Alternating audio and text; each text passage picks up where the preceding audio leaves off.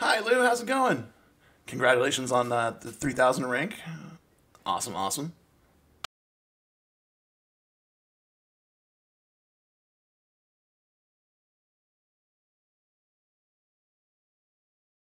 We were just getting set up over here, and we'll be on pretty quickly, I think.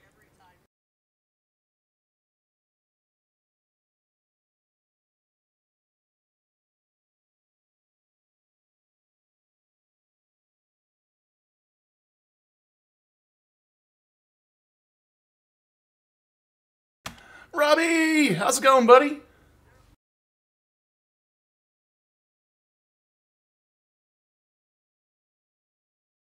No kidding. It's a noise. Thanks for coming in, man.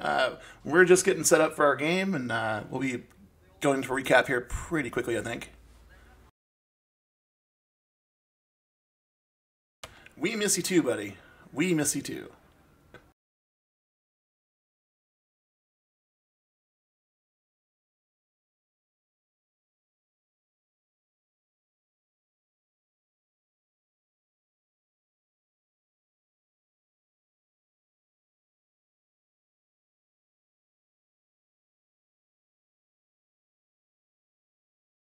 Sweet!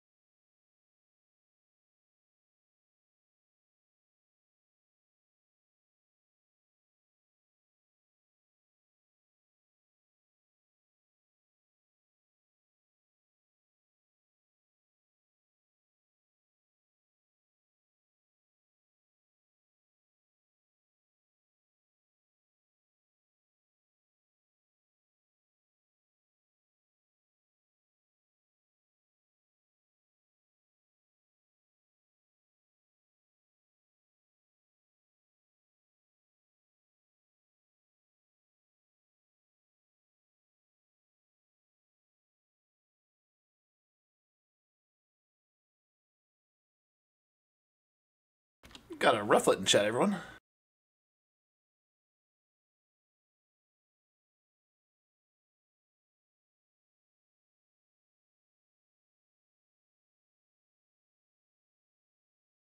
Hi, Statlana. Welcome in, welcome in.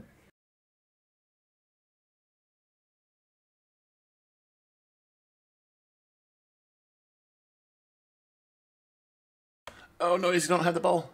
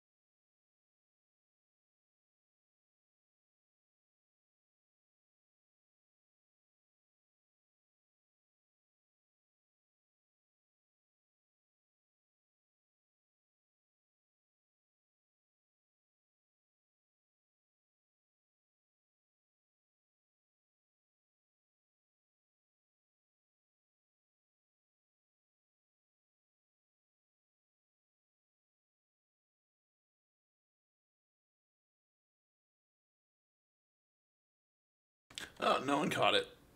Gosh darn. We're just getting set up for the recap here in a minute, getting everybody in and catching up. We have a good time. We'll be on in a little bit.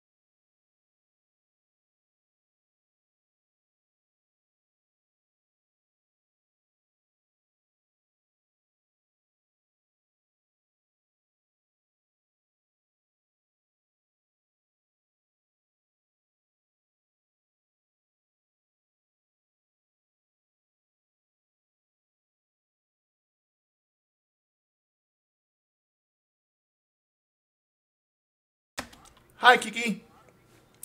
Welcome in, welcome in. Hope you're doing okay. We're just getting ready to go. Catching up. We got a lot of catching up we do. It's been a week. I hope you're having a great evening.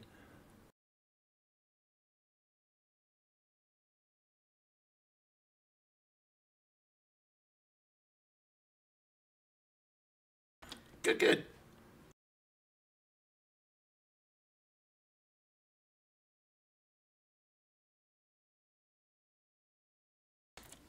Yeah, we last left off in a battle, so we're going to jump right back into it here in a minute.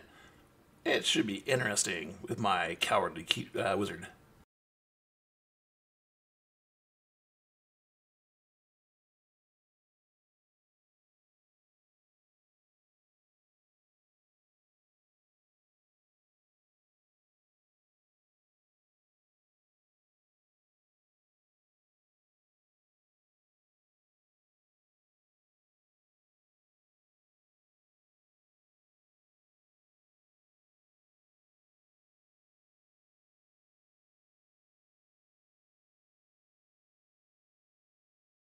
Hey, Shane, welcome in, welcome in. Thanks for the follow with Mama Anti Shane.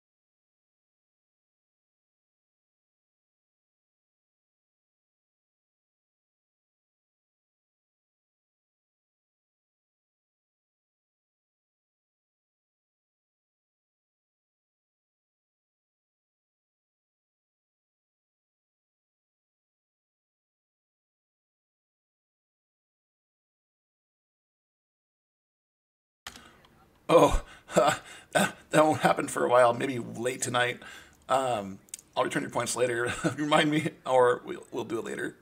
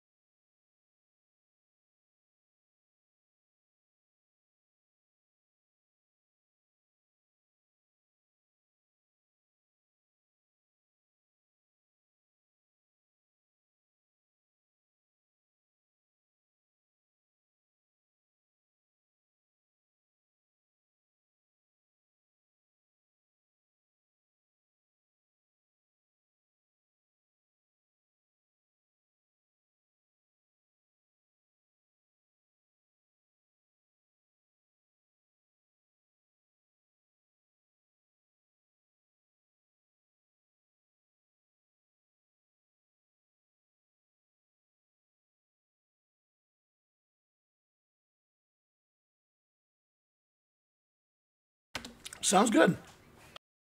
Are you gonna be on tomorrow?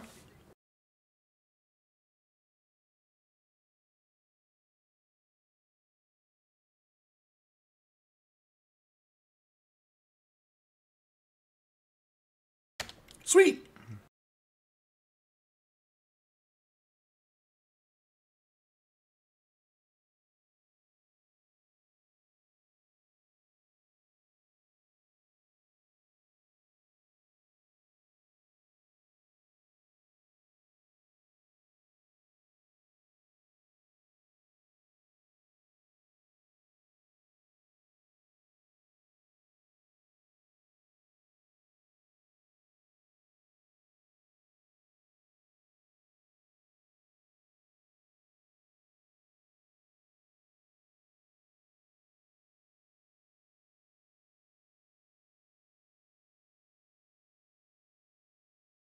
I'm just gonna set up the cameras here while people jumping in and out. So I'll bring up the main screen and then I'll unmute when we're ready to go.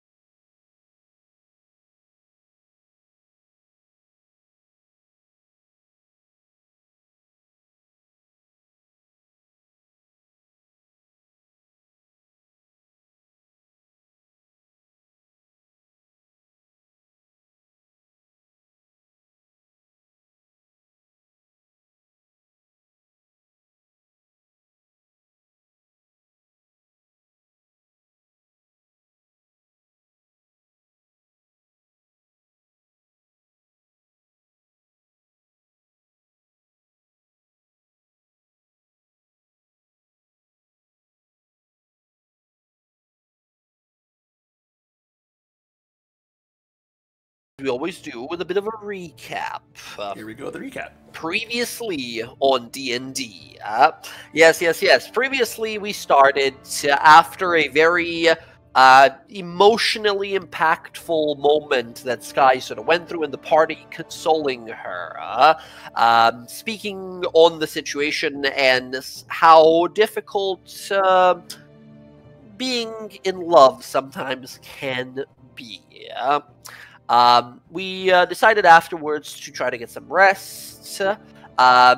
Casimir, however, was visited by an unwanted dream guest. No kidding. None other than Vecna, the god of the unknown, the god of secrets, the unholy one. Himself asked our mage a few questions and sort of impressed upon him the importance of his power and his fear of using it to the full potential. Casimir learned from this exchange that his old master might still have some answers to give about the mark on his chest, on whatever original purpose that mark on him was supposed to have, that apparently is in the interest of Vecna's as well. He woke up to Vasil staring at him like a little too close, and then spoke about gods for a bit with Vasil there. Learned that Vasil has this like anti-magical ability about him that sort of helped him during that time, during that strange nightmare. The following morning, the information was shared. We decided to head on over to Thordak's crater and began our search for the spell focus that Vasil sort of tasked us with finding for him. We encountered a few obstacles. We destroyed some enemies with some accidental water that turned out pretty fucking awesome in the end. A bunch of fire ghosts that I thought were going to be a big surprise. Got a cold slap to the head and then instantly were disintegrated and turned to mist. However, we did meet Bibo, this little fire newt, what is basically like a slave here, working for some sort of flame-cursed individuals. The way he described it, he said that these people showed up and then fell into the fire and then stepped out of the fire, now forcing these fire newts to work and mine and look for treasures and gems, gathering all that has been left and lost here for something or someone that the creature that you fought, these salamander monsters, mentioned as the heir to the flame. After speaking and thinking on it for some time, our blood hunter friend, Jorik Lemensch, started sort of speculating that it's very likely that the many eggs that were given to them, entrusted to these blood hunters by the Arcana Pensophical, the powerful council of mages that regulates dangerous magics across Tal'Dorei, might have missed one of these eggs down here. Meaning we could be encountering some sort of a draconic threat. That, and also at one point you guys sort of repaired some glyphs. You guys found, I believe it was Bryn and Casimir, that did some magical reparation on these glyphs that were supposed to like hold off the spreading of this fire elemental presence here, but were sort of kind of like defunct, fallen apart, pulled at the strings and sort of made weaker. Two of you managed to cast these rituals and reinforce them, which, you know, started that whole fight. And after learning about this heir to the flame, you all wandered further in, entering a large quarry of a space. In this location, you saw a dozen more of these fire newt creatures who were sort of digging and chipping away as their cruel masters. So what seemed to be like, you know, humans and elves and dwarves, except their limbs and head set on flame with these maddened look in their eyes, some cruelty within their minds. were about to sort of like execute one of them there before Roxy and Sky, realizing they have a unique opportunity to surprise these guys, leapt into action, started blasting these guys, even killed one of them. Just as the sort of battle cry of their leader was heard from further inside, and Bryn, the wall right next to you being shattered and opened as you look in, and now you see a bunch of these guys beginning to sort of ready to emerge. So, we rolled some initiatives. We got Sky and Roxy going super fucking fast here. Getting a surprise round on these dudes here as we began. One final thing as Bella sort of stepped on out, they're like, all right, let's do this. Looked over across this sort of falling apart bridge and saw a tornado of flame look on over and begin to sort of rush forward towards you guys. We did bring Anzu on this quest as well, and she's ready to sort of fight with us here as Jorik draws his blade with cold and ice sort of now crystallizing it. So, as we begin, Sky, we start with you, having just sort of leapt across with Roxy here. The two of you decimate these creatures, but the battle has only begun. What do you do?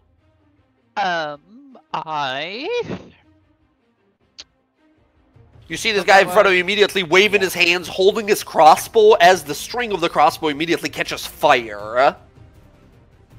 Yeah, no, I don't fucking like that.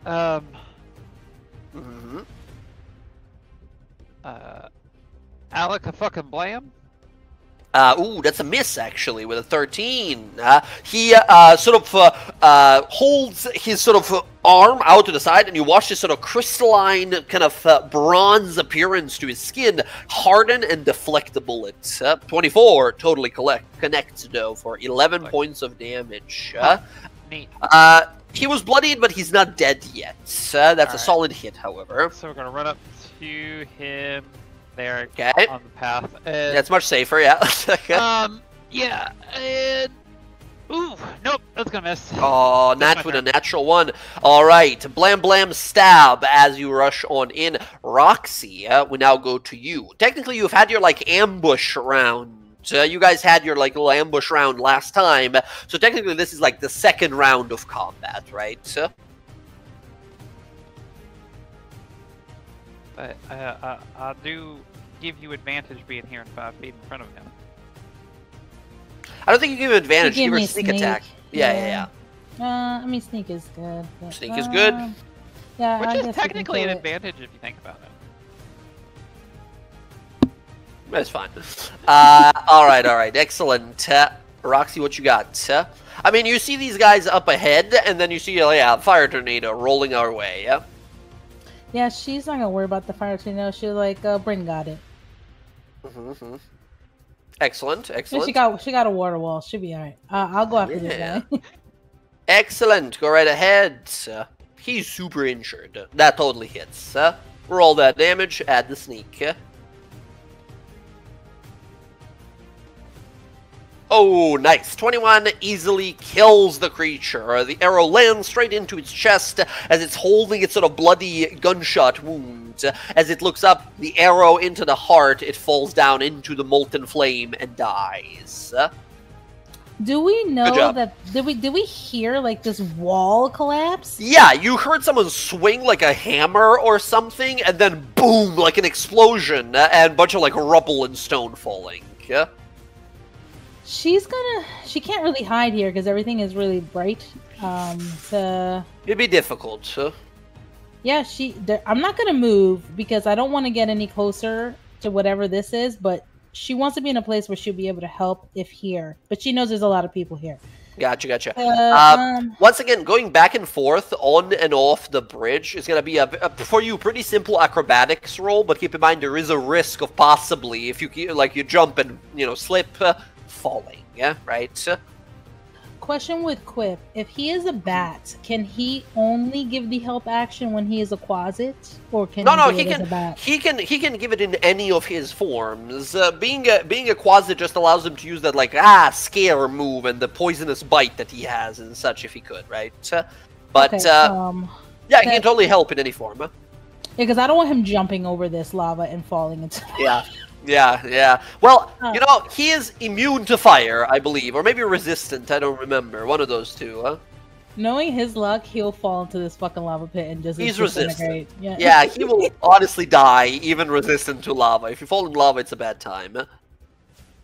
Yeah, so Alright. I guess I'll have him switch as a bat or something, and then move closer to me because I know he gives me magical resistance. Correct. Clever. Very clever. And that's my turn.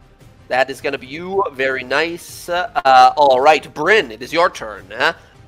right. Bryn, you look on ahead, and once again, I believe you speak Primordial, correct? Yes. I don't know if you can see them, but Bebo is all the way at the back of that tunnel, like, looking around confused, like, I don't want to get any closer, just standing there as you hear the fire elemental on the other side. And so, like, roars, it becomes larger as the flame begins to whirl around as it calls out, "We serve heir to the flame, burn and turn to ash." And you hear another voice around him with same sort of tone and intensity as says, "Our words flame, our impact volcano," as you hear another one of these elementals in that tunnel come in your way. Okay, cool. So my plan was to start booking it over there. Let me see how far I am once I get here. Bryn, once you get to there, you stop, and we have that cinematic moment of like, whoa, you stop, and the floor in front of you sort of crumbles and breaks as you realize, like, oh no, this is super unstable, and then you lift off the ground, right? As we see the rest of it, like, fall underneath you, as once again, you can levitate while you're here. As you realize, the rest of your friends, if they step on the bridge, they might just fall on through. Oh, great. It's a Luckily, good you thing were the I'm first me. one to go onto the bridge. Exactly. And You keep speaking of thwarting my me- plans by accident. All right, Speaking of me excellent. being me, I'm Ooh, gonna wall of water wall. Okay, I'm gonna water okay. wall this entire. It's 20 feet, so I'm gonna basically the entrance. I don't want them to be able to get. This through is, I'm pretty sure this is bullying. All right, excellent. Do me a favor and draw a line. Just draw a line on the map and just say, like, this is closed. Gate is closed. The doors are barred.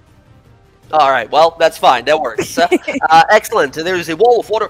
The fire elemental goes from, like, "We shall incinerate." Oh, shit! And so, like, backs away and sees this, like, wall of water as they're looking around and see, like, they're sort of, like, stuck, right, on the other side. That's perfectly barricading them away. If they want to join the fight, they're going to have to take a lot of damage. Water bad. Water bad. You hear in response, they roar out, says, "Minions, worthless worms, everyone, kill that one!" And you see all these fire newts, like, in fear, like, look, like, frightened for a moment, so like, yes, we will do it, just don't hurt us. And they begin to turn towards you, Bryn, and all of them start, like, doing that frog thing where their gullet begins to sort of engorge to, like, shoot something out of their mouth in a second. But they're, like, frightened, right? They're, like, horrified of this thing. But before they do this, can I shout, "I've got Bebo"? Don't hit me, I've got Bebo. Don't hit me, I've got Bebo. They don't get to act now. However, you can give me a... Okay, you're not gonna like this. I know. I need you to give me a persuasion or intimidation roll against you versus the precision and intimidation of this fire elemental. Oh, damn. The fire Oh, elemental no. is big and scary, but it's not that scary, right? It uses its strength. It gets a 5. I need a 5. Oh. Wait, I have whoa. How far? No, it's too You far. do have- Use whoa. It's He's 30 feet. yeah, he's way past. I think he's 60-ish, 65. I do have a question. Yeah. Can I technically see her? You can. I believe so. Hello, As long as you can see her on the welcome in. map, I think you can barely see the top of her there. Let me check something. Does that count as an ability check, Jay? Yeah, this is an ability check. Yeah, Boon of Fate. We see that symbol appear for a moment in your vision there, Sky. The symbol of the scales of balance. As you add a +2 bonus, making it a 4 versus that's a 5, isn't it? She had a +1. No, that's a guidance. No, that's guidance. Guidance always in the combat. That's a 4 versus 5. I mean, Emily, unless you're gonna like inspiration, that's gonna barely fail. Yeah. Okay. Little early here, but I'm all with a +2. Right? With a +2 from Boon of Fate, you succeed on this. As they look at you and say, "Bebo, Bebo's alive, guys! Bebo's alive. What should we do? Do we listen to her? Do we listen to the fire elemental?" And they're sort of like stuck now. You have given them a pause. They don't just go like, "Oh, good, we're joining you guys," but they stop and sort of like are stuck, right? They don't know what to do as the fire elemental is just like angry that they're not listening to them. Okay, they're not going to be shooting at you this round. Next round, the elemental is going to do the same. He's going to yell at these guys to like shoot you. You're going to have to defy them again.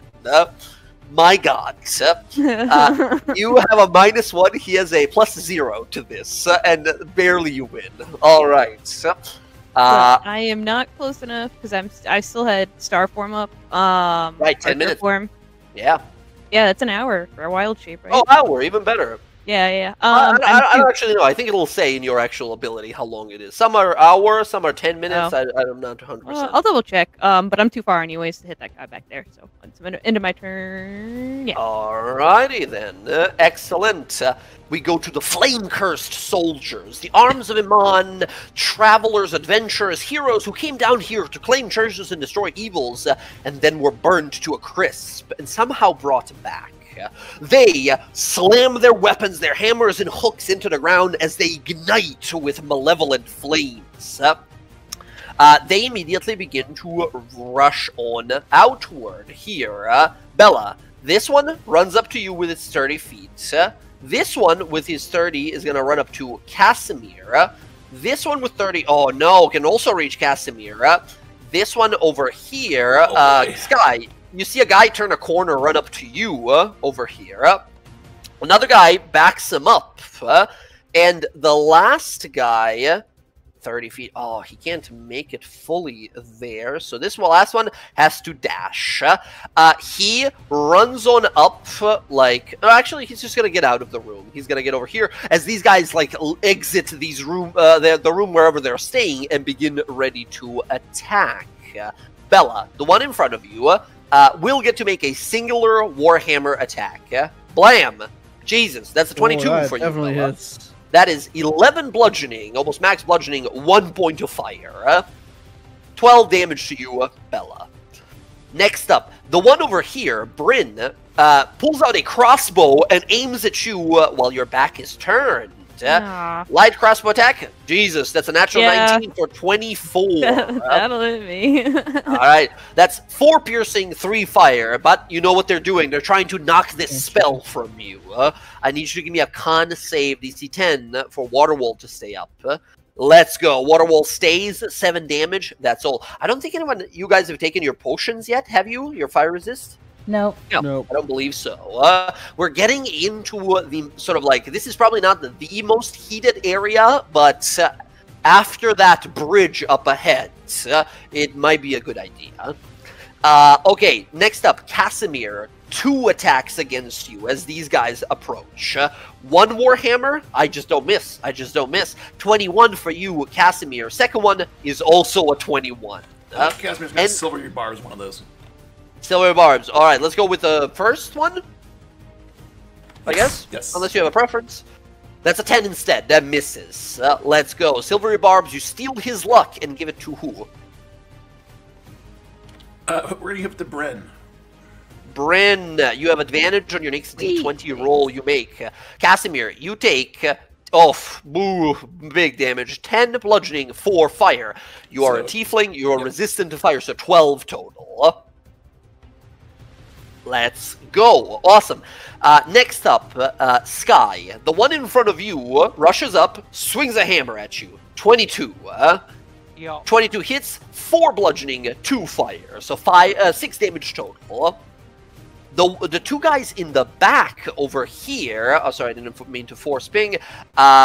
Roxy, where you are currently located, they can see you, but with some cover. You will have from the first, both of them will attack you. The first one that attacks you, you will have half cover from. The second one, 3/4. So this crossbow attack, you have a +2 bonus to AC against.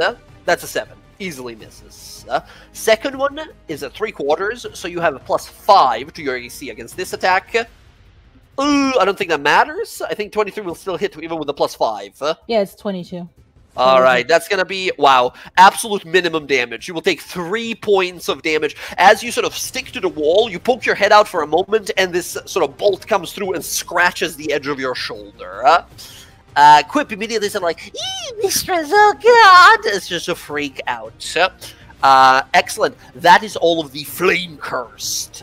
Next up, we go to Unzu. Unzu's looking around. She is looking at all these things approaching. She rushes up and is going to stab the one in front of Bella over here. She's got her spear. She goes, wham!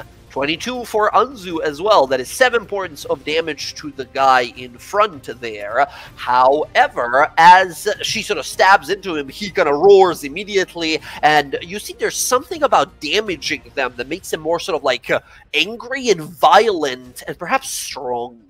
Nothing happens right now, but they're obviously like almost kind of like the flame is building up as he's taking damage.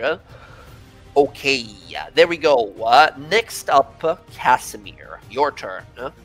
Casimir or Bella, actually, you guys have same exact initiative. You can decide who goes first. Actually, Casimir will call out before he takes his turn then.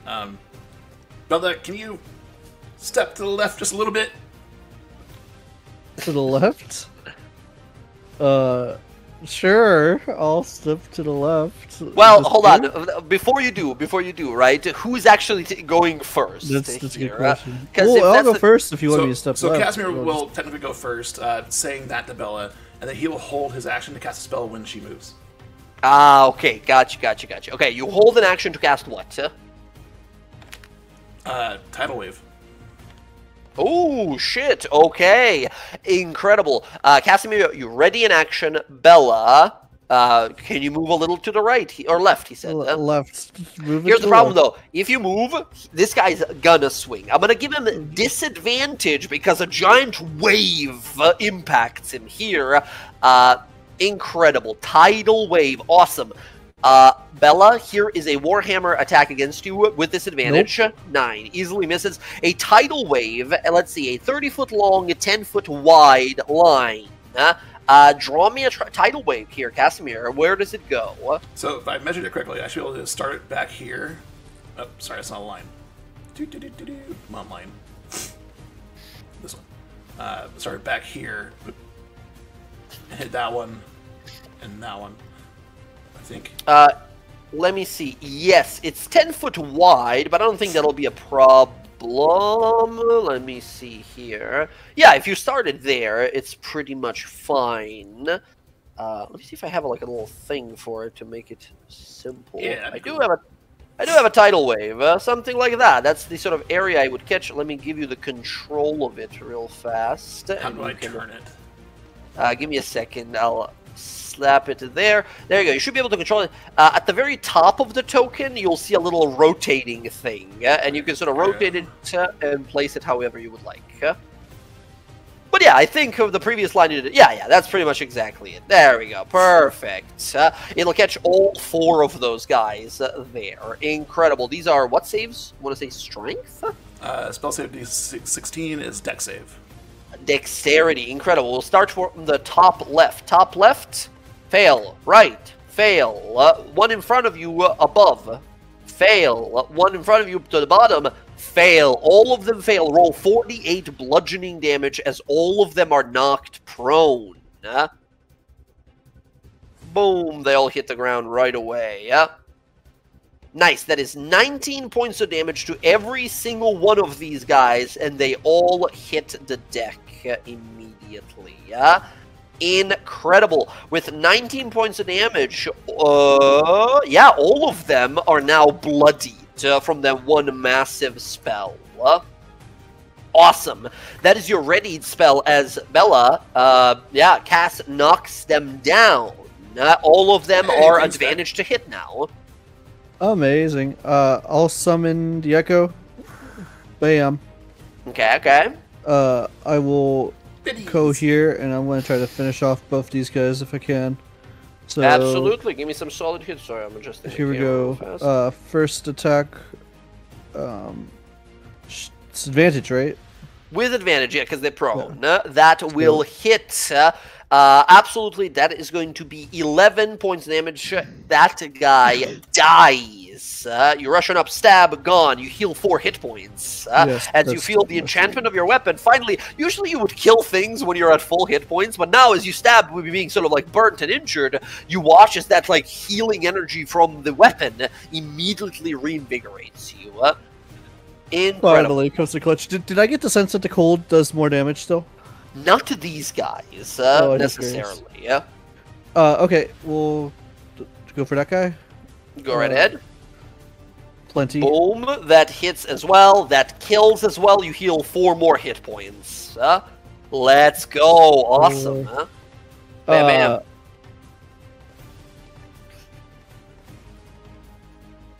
Awesome. Yeah, I think I don't want to I'll just stay here in front of Cass. Yeah.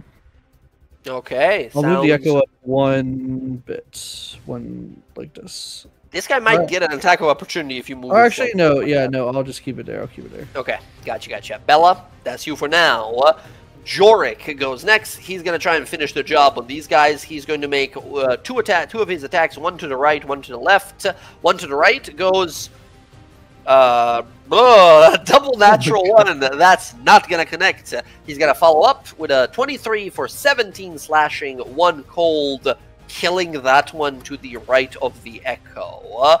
First one, it's almost that like Looney Tunes style. He hits it and then the vibration goes like through his entire body from his sword. That is going to be his turn for now as he sort of shakes it off there. Alright, we now go to another one in there. I don't know if many of you can see him, but a person does rush on out here.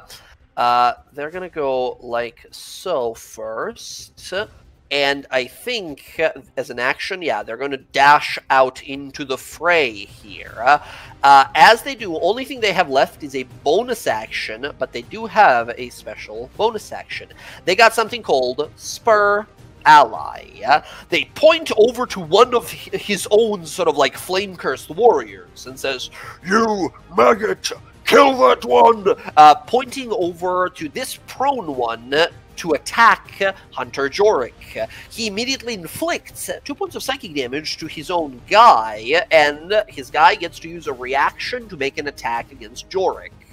He swings at Jorik with advantage and disadvantage because he's prone, so 1 normal roll against Jorik, that would have hit no matter what.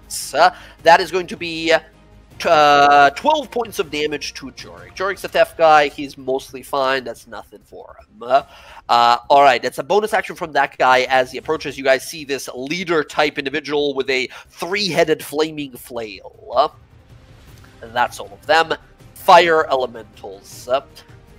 Oh boy. The Fire Elementals, I'm going to make a wisdom save for the Fire Elementals, because they are creatures of extreme violence, and they might just get an idea of, like, I can beat this wall of water, for sure I'm tough enough, right? I want to see if they fail, they rush through the portal, through the water wall. If they succeed, they try to find a different way.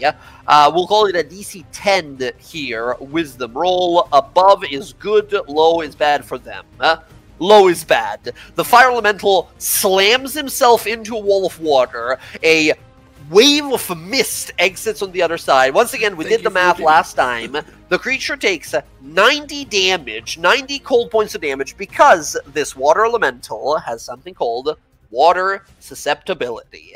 It walks on through, takes 90 points of damage, and it's barely standing by the rest of it. It is like on death's door. That nearly instantly killed it. Good job, Emily.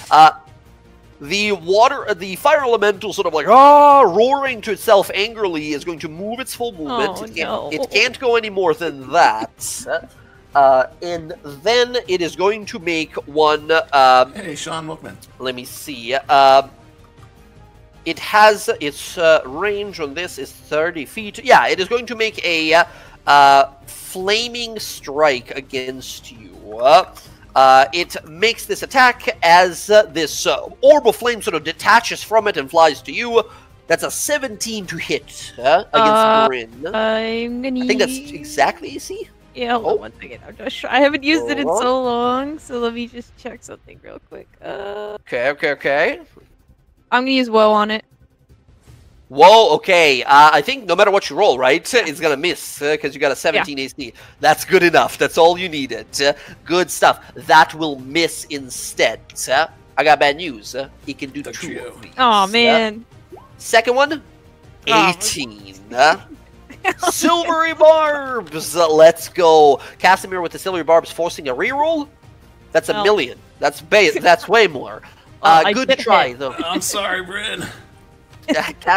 Casimir, you get to give the silver barbs bonus to someone, huh? That'll be Bryn again. Bryn already one. she already has one. She can't have 2 at the same time. Then it will go to, I can only see, let's get to Bella. Bella. Okay, Bella, you have advantage on your next D20 roll.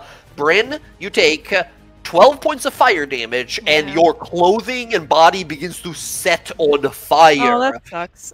You are ignited right now. You can take an action to extinguish yourself, or you can run through some water, right? That will do it as well. But right now, you are burning. Oh, yeah, speaking of D20 rolls, here you go. Okay, nice. You had advantage. That's perfect. Easy. You will take extra D10 damage at the start of each of your turns as long as you are burning. It's a rough time. As you realize, like, all right, potion time. Definitely potion time. All right. We hear another, like, roaring movement as, yes, a second fire elemental comes in, makes a wisdom save. For sure, it can beat the water. For sure. It, unfortunately, with its full movement, is the water wall difficult terrain, by the way? Let me... Because if it is, this thing is so fucked.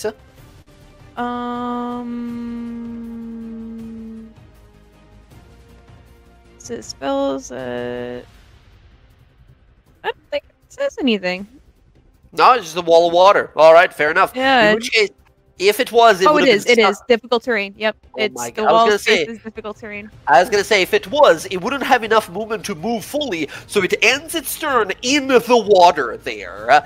It takes 90 points of damage instantly from entering the wall of water, and at the start of its next... Well, at its next turn, if it doesn't manage to move out of it, it'll just automatically die to it. The wall vanishes when the spell ends. The wall space is difficult terrain. Wow, they added it just at the very, very end. All right, very good. That is the Fire Elemental's dash movement. It ends its turn. Sky, we go to you again. 3 dudes right there in front of you. There are 3 dudes right in front of me. And there will continue to be 3 dudes right in front of me. Okay.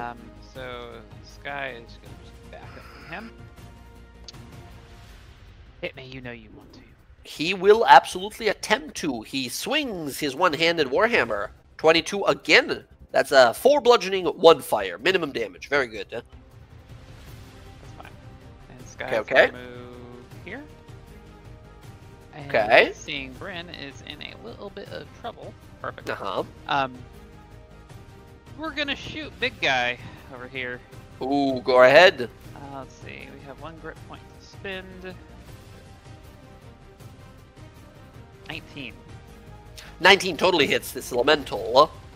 That does 12 piercing, 3 lightning damage. The elemental is destroyed. Your magical weapon blasts, lightning bolt strikes through it, and this sort of arcing electricity sort of fills it and turns it into smoke that vanishes upwards.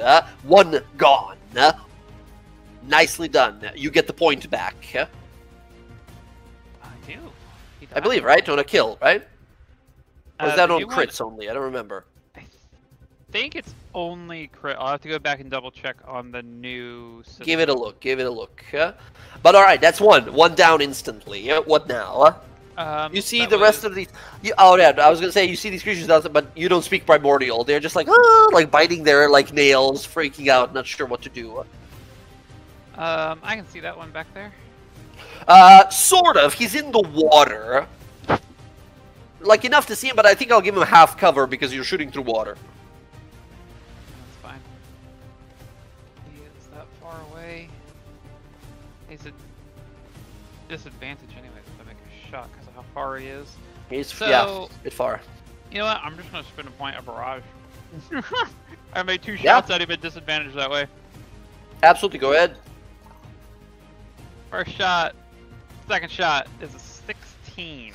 12 would miss, 16 does hit. 14 points of damage does not kill this creature. It wasn't as badly injured as the other one there. However, yeah, now it's death's door for it as well. One more hit like that and it's out. Just pat Roxy. You do us a favor and just get rid of that thing over there before it punches Bryn in the face. I mean, I can try. I mean, You look over, Bryn is on fire, quite literally. Alright, alright. And then So- I'm gonna mosey on back over here because I only used 15 feet to get over there. I'm gonna come right back to this guy and be like, "Sorry about that. Had to take care of you, big fucking guy over there." They absolutely did a thing like, yeah, that's right, you run, that's right, you run, and then you come back like, oh shit, as they get ready to like keep Stab. fighting. Stab! You rush on up, stab him, you do stab him. 4 points of damage to that guy, yeah? Alright, boom, okay, very good. He sort of grits his teeth, strange magma-like blood flows Oh, from his abdomen. That didn't add my dexterity to that. I don't believe it should, right? I don't think you have dueling, yeah?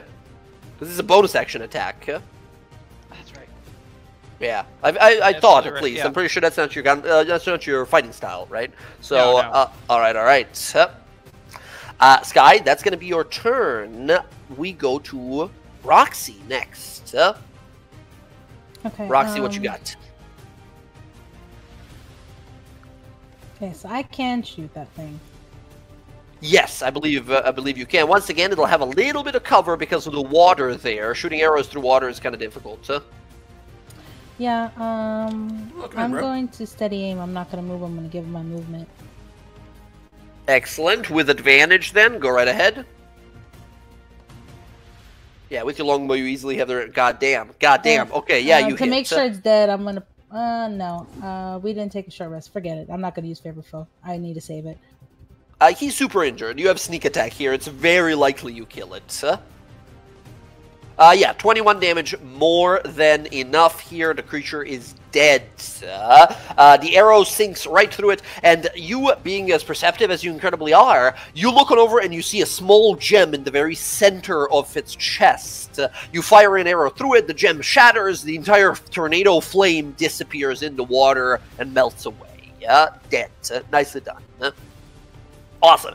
That's your bonus and movement, however, I believe, because of the aim. Anything Yeah. for Quip? I'm gonna have Quip. He's got what, 40 feet of movement? These little bat wings floating around. That's 15. You know what? I think Bella's probably gonna go after this dude, so I'm gonna give Bella or Jorik, whoever's gonna attack this guy, I give them advantage. I want Gotcha. this guy Next person dead. to attack. Understood. Excellent. Roxy, I believe that is your turn as Yep. we go to Bryn. Bryn, start of your turn. You take 7 fire oh damage. my goodness. Alright. Another con save for the wall of water. Although you're not No. hearing any more noises that way. Yeah. If you want to drop it, you can. You're pretty certain, I'll say, with your insane passive perception, that there's no one else that way. Cool. Still a resource. Fair enough. So I'm gonna put myself out. All right, as an action, you are no longer... Oh, creative destroy water. That works as well. I was going to say, if you just want as an action, you can just like tap to fire away. But if you want to be super fancy about it, just make it rain, No, right? I'll save Why that. not? I'll save us. Why not, right? It's just an action to put yourself out. Okay. So, I'll put myself out. understood. No longer burning. That's always a good thing. And then I wanted to check because oh, I can't see anyone over there. What the That's you heck? jumping off of a bridge. That's the... You know how they did Oh, those acrobatics how rolls? far is that? It's like a 10-foot gap. They were doing acrobatics rolls to like wall walk or like jump over and such, right? Yeah, that's okay. I think I can kind of see them from here. Okay. And then what was I gonna you. So I wanted to ask, how long did it take us to travel with Bebo and all of that from the last fight? It took about like 4 minutes, 5 minutes at most. Okay, so I do have a little bit of time left on my wild shape. That's why I was asking. AKA, by the way, Thank you, we're getting Sean. into the thick of appreciate it, the right? bait. Everything is a Baities. lot more sort of Appreciate it. primordially charged here. You feel like you're like getting to the bottom of this pretty soon. Ish. Okay, alright. Yeah, so let me see what this is. Oh, he's in range. Alright. I only got 60 feet on it. Oh. Buh, that is going to be a 12. I don't believe... Oh, Yeah. it's a 13, but that is not going to hit against these guys, unfortunately. Yeah, it's okay. It was worth the shot. Alright. I believe that's your turn for now. We go to the Flame Cursed. They, first of all, stand up and continue to fight. There's not that many left, however. One guy that's left over here, he looks around and he's going to keep beating on... Jorik. Now that he is bloodied, when bloodied, these creatures have an enrage ability, which says that while they have less than half hit points, they gain 1 additional attack they can make on their turn. Unfortunately, this one is the only one that survived out of all of these enraged ones. He gets 2 attacks against Jorik here. One's 21 hits. Second, 13 misses. Jorik takes 12 points of damage as this flaming warhammer smacks him across the back. Still above half, he's doing alright. That is those guys. Sky, the guy in front of you, pushes you down into the lava, or at least tries. Sky, I need an acrobatics or athletics roll, or you get thrown into the lava below. You gotta beat this guy's 21. Oh, Let's go. 28. He goes to shove you. You sidestep, push your foot out. He slips and falls into the lava himself. He goes flying down into the lava, lands headfirst. As his friends look at him like, "What the fuck?" As both of these other guys immediately panicked, rush up and start just beating on you. The guy is immune to fire, so he's like, "Shit, I missed. He's like in the lava trying to climb his way up. Okay, Sky. Here comes one more Warhammer attack. Total miss. And one more light crossbow from the guy in the back. 19. That'll hit, yeah. 9 piercing, 4 fire. 13 damage total. The guy downstairs used his action to shove you. He uses half his movement because swimming through lava is literal hell. And he's just making it for the nearest platform he can stand on. That is going to be their turns. Unzu goes next. Unzu is going to try and stab this one to death. She uses her spear. She's going to try for a 2-handed spear attack. She goes, bam! Okay, Unzu, let's go. That's 11 points damage. Unzu with 11 hit points left. This guy dies exactly. Unzu runs him through, lifts him on her spear, and throws him to the side. Okay, there we go. Next up, we have Casimir. Can I let Bella go first, since we're the same speed? Well, here's the thing. I'll allow it, but it would basically be that for the rest of combat, right? No, that's fine. I'll go ahead and go. Okay, sounds Right, good. Sorry. Okay, so... No worries, just mentioning, that's all. Go here. All right.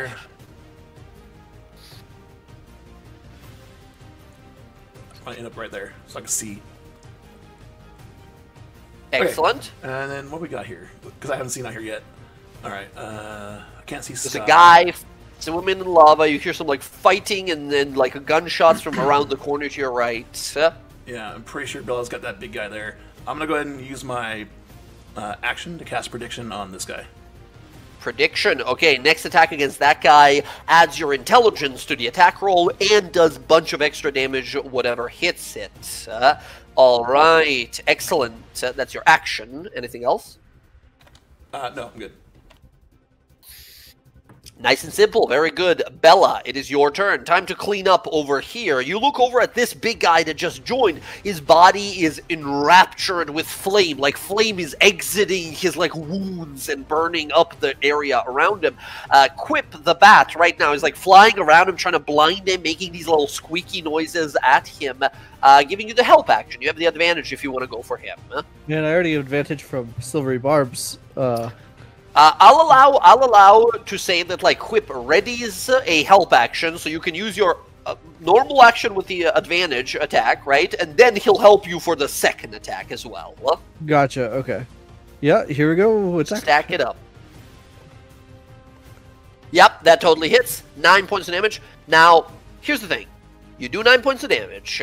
As you impact his body, flame bursts from him, doing 5 points of damage to you as you hit him with a melee attack within 5 feet of him. 5 fire to you from just hitting him. You realize this was a thing last time when you fought those salamanders. I realized like everything that's on fire is gonna do fire damage to me when I hit it. I gotta like figure out how to circumvent that. Oh well, then I'm just going to step 1 square back. You fool! He swings his weapon at you as you try to move. He's going to try and get an attack of opportunity, right? To swing with his flail. Oh, well, that's hits. a 26. That will do 10 bludgeoning, 10 fire. You take 21 points of damage as this flail slams into you and explodes with flame and sort of burns the side of you. Nasty hit. 20 damage is a lot. Although, you are no longer within 5 feet of him. Okay, here we go. Attack. Quip helps you for this one. 28 easily hits. 12 damage. His body erupts in flame, but it doesn't damage you. You are now 10 feet away. Nicely done. Does it hit Jork? No, it's not everyone around him. Whenever someone hits it, it like burns, like the like superheated blood sprays onto them, basically. Oh, right? well, okay. Oh man, I already did it. It's fine. Because if I knew that, then I would have just hit it with my echo. Well, now you know, yeah, right? Fine, now fine, you know. Now we know how it works. All right. Bella, anything else? How's the battlefield looking? I mean, there's just like it's just this main guy, right? That's pretty much it. It's him and then a few more that you think that Sky is still fighting. Once again, there's an opening here, right, that you can go through if you want to check out that side of the battlefield. Man, I'm like, are we resting after this? No, probably not. Yeah, I'm trying to think how much to One of use those 5-minute short rests would be nice. I'm going to bonus action. Congrats, Beck. Second wind. Second wind, okay. Roll it up. D10 plus your fighter level. D10. Oh. Boy, let's go. All right, I believe what level are we? 18? 18 healing for you. Yes, it's level 8, I believe. So 18 healing. Huge, negating that most of that last attack against you. Very nice. Okay, yeah, I'll leave it at that. Nicely done, Bella. That's going to be your turn. We go to Jorik. Jorik's just going to lay into this dude as much as he can here. Let me see here. Jorik's eyes sort of turn this bloody red as he looks at this guy, and you see these blackened veins that sort of spread around his sort of forehead and face, as Jorik has something special called Blood Frenzy, which means whenever he's attacking someone who's missing hit points, he gains advantage on the attack rolls. It's a Blood Hunter thing. He's going to make 2 attacks with advantage against this guy. 17 and a natural 20 against this guy here, doing 15 on the first, and then 19 and 7. He does 41 points of damage to this dude as he sort of enrages and goes into this Blood Hunter frenzy. That guy is now badly bloodied. Hitting him, however, Jorik takes 19 points of damage. Jorik is kind of getting close to bloodied himself. Jorik has a similar comparison of hit points equal to, like, probably Bella, the closest would be, right? And he's taking as well all of these, like, burning wounds as it's as the fight is going on. However, yeah, this guy over here, the Taskmaster, is pretty badly fucked up. We go to him now. He has no allies to inspire right now, so he's just gonna attack. He's gonna move over here. He's going to attack Jorik once and Bella once. He steps on over here, makes one flail attack against Jorik that hits Jorik. Sentinel, awesome. Go right ahead, making a Sentinel attack. Jorik does take 21 points of damage. Oh my Jorik is now bloodied as he continues to grind his teeth and fight. Oh, that's a lot of damage. Incredible. Wow. He has single hit point left. Oh my gosh. He turns around and smacks you, Bella. Oh. No, I can't do anything. Unless... I wish. I was like, I can't. Yeah. Wait. Can I expend superiority dice? It's an attack of opportunity. I can't. So. I believe any attack, depending what it is. I think your superiority dice just says when you hit a creature with a thing, right? You can force it to do a save and such. Right. It's the trip attack. Yeah, yeah, I believe. I just want the extra damage if it's yeah, going to put him over. I'll allow it. I'll absolutely allow it. It totally works. It totally works on any attack, reaction or normal during your turn.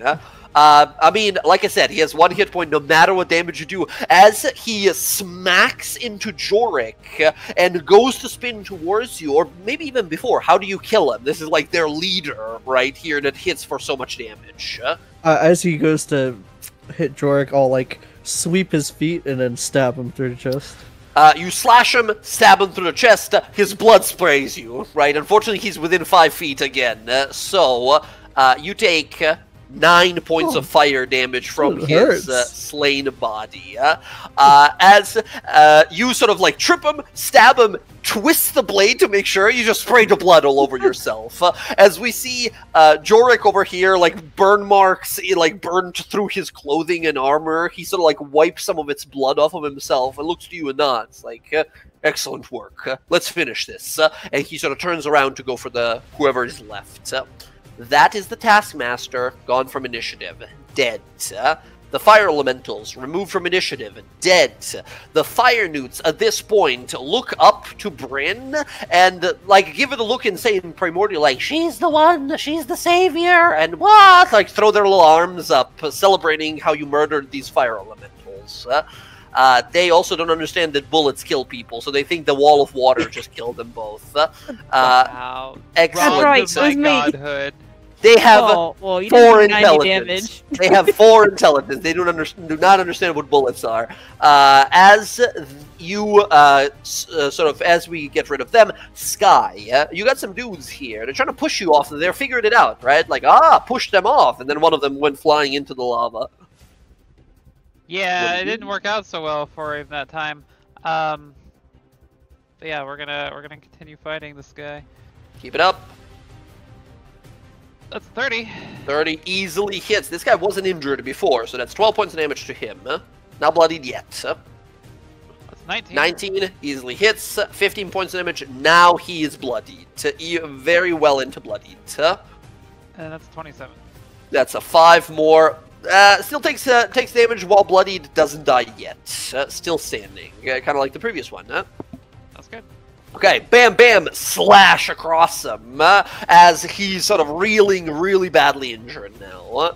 Awesome, Sky, that's going to be you. Roxy, Quip is off helping folks over here. What do you want to do?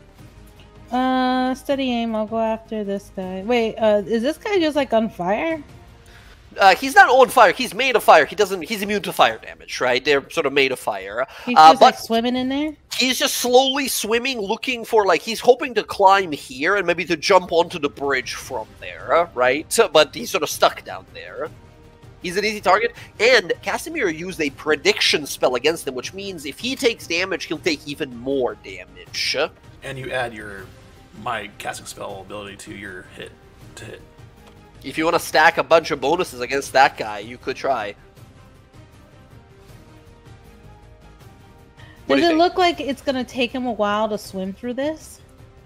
You saw how he moved. He moved at half speed. They move about 30 a turn. He's going to be able to get onto that platform on his next turn. Okay, we'll just take out this guy. So we can just take him out. Go ahead, make an advantage attack roll, sneak attack and all. Easily hits. I mean, I don't see a world where this doesn't kill. 14 points of damage. close, but yes, enough to kill him. He raises a burning warhammer to attack Sky and gets an arrow through his eye and falls down dead. Excellent work. I have a question. If I have Quip come back over here to me, he flies over here to me. Okay. Can I give him like open my water skin and give it to him so he can like dump it on this guy when he comes over here? Yes, absolutely. He will grab it and just wait in ambush above. So when he gets onto one of these platforms, if he gets near me, I want him to dump this. Splash him with some water. It probably won't do a lot, but you know what? The surprise of the splash will do something. Pure surprise and insult here. Very good. All right. To feel like he's helping. He's contributing. Very good. Very good. Roxy, that's gonna be your turn for now. Bryn, back to you. You're no longer burning. You see Casimir step onto the bridge. Casimir's not perceptive enough to notice, but when he steps on the bridge, the platform beneath him sort of tilts to the side, and some of it crumbles and falls into the lava below. Oh, the bridge is all fucked up. Don't come out here. And then I'm going to healing word Doric. Okay, awesome. Actually, sorry, before I do that, I'm going to extend my second wild shape and go into Chalice form. Chalice, okay. Bonus action. Shit, that's bonus action. It is a joke. If you're going to do any healing, it's got to be action. No, yeah, hold on. I will use Aura of Vitality instead. Aura of Vitality, awesome. Aura of Vitality comes out, 30-foot radius, 2d6 Not healing. Not going to be able to use it. Is it on in the first round? I could use it? Until the spell lands and moves to you, you can use a bonus action to cause one creature. Well, it's an action spell to cast, and then as a bonus action, you heal. Right, but I bonus. Well, I guess. I was gonna say, I guess I won't change just my starry form then. Right, it'd be heal out. One you gotta sacrifice. You gotta pick. Yeah, I won't have the. I won't change into Chalice. Then I'll just give him the. Where is it? I have it. I have too many spells. Problem as a druid. Druid. That's every single spell in the game. Aura of Healing, you send it out. That is 10 healing and extra with your sickle there. That is 12 healing to Jorik. Jorik is looking much better. He's no longer bloodied. He sort of looks over to you. What does your healing, once again, feel like? Not what it looks like, but what does it feel like when someone is? Does it feel like a breeze of fresh sort of cold wind? Or does it feel like a strange cosmic space, sort of like music presence of the void around you, or the warmth of a star? Or what does it feel like? It feels like it does feel like wind, and it kind of carries the like petrichor, the scent of rain before it happens. Yeah, absolutely. Yeah, he sort of looks over to you and gives you a nod. So it's like thank you, and goes to keep cleaving people. Awesome. There we go. That's your action, bonus action. That's gonna be you. You're focusing on this spell right now. The wall does go away at this point, but there's no one there. Bryn, that's you. We have like one guy left who's not in lava right now. He runs up to Sky as well. He's gonna try the same thing as his buddy did. He's like, he was clumsy, I am powerful. He tries to shove you off again. Sky, you know the drill. Here's a roll you gotta beat. 11. You gotta beat an 11. Yeah, absolutely. This time, you try to trip him up. He's like, not this time. And he stays there, right? He's not tripped up, but he's still on the platform. Totally fails his action. But I thought you were strong. Oh, he's just sort of like gets angry. His face actually burns up with more flame. All right. The other guy climbs up here, goes to get ready to jump over to where Bryn is. Quip intercepts. Roxy, I'll allow Quip to use basically his, like, scare ability on this guy to, like, splash him with water and scare him, basically, which I believe is a wisdom save for this guy to become frightened, right? Let me see here. Scare of Quip has this once per day ability called Scare, where he can DC 10 wisdom save, frighten someone. Here's the wisdom save. 13. The guy splashed with water, but he's not frightened by it. He takes his action to dash, jumping onto this bridge. As soon as he lands, the entirety of the bridge begins to sort of shake for a moment, and he looks around like, what the hell is happening? As he fully disregards it and is gonna move toward... Oh, not that far. Hold on, I moved them behind you. I have Time to move him there. He moves towards you, Bryn. You see the entire bridge begins to sort of like shake and move as he's now charging to fight you on this bridge. That's his action to dash. Unzu goes next here. Unzu is like, hears you yell out like, don't come here, it's super dangerous. Unzu instead is going to walk up to Bella here. Bella, she's going to approach and cast a Cure Wounds on you. Bella, that is 11 points of healing to you. There Amazing. we go. Thank you, Unzu. That's Unzu's heal, and she sort of looks at you, casts this spell and says, go, fight. We continue. Unzu's turn is done. Casimir, your turn. Okay, I can't see Sky, the person they're dealing with. The bridge is unstable, so Casimir's going to take a step back. Mm-hmm. And then the dude already has prediction on him, and I want to save my spell slots, so I think I'm done. I'm just going to watch. You can take like a dodge action to keep safe, and that's about it. That's fair. Okay. Okay, sounds good. Bella, your turn. The creature's right there, but apparently the bridge is unstable. So what do we do?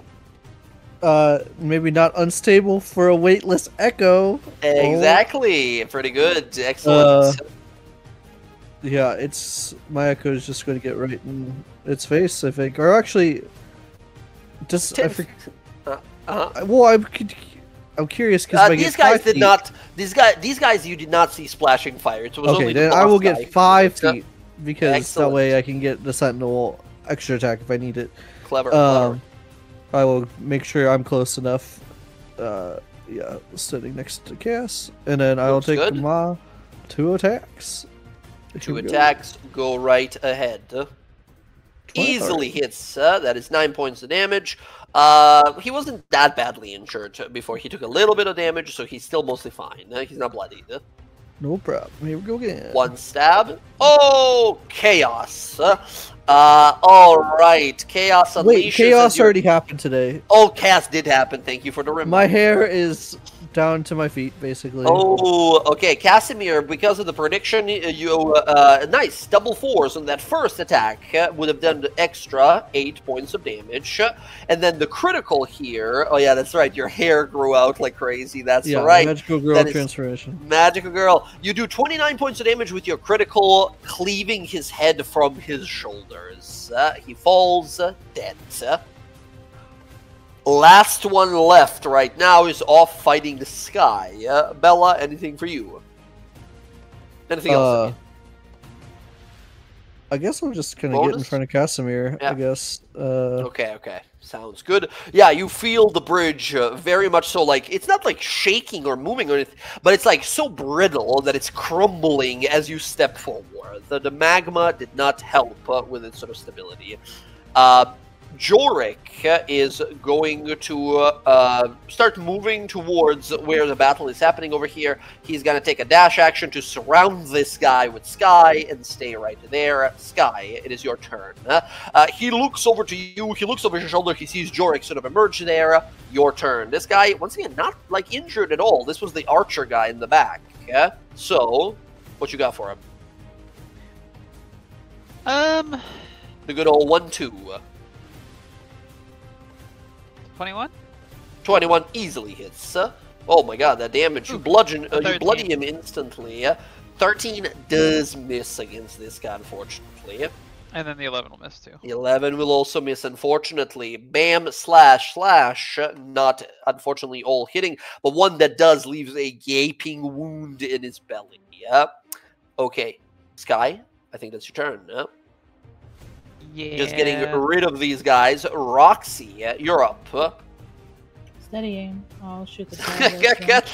You've just been standing there taking shot after shot of these guys. Blast instantly hits. Roll sneak attack. 15 is exactly how much he had left. He dies from that. 100% lethality that you have. Every single shot you've taken has been a kill this round. As bam, bam, bam, this guy dies. The combat is over. All of you sort of look on around and realize the battle is concluded. You take a moment to inspect the space around you as, Bryn, you can safely float on over to the rest of the party, realizing that the bridge is not safe to walk on.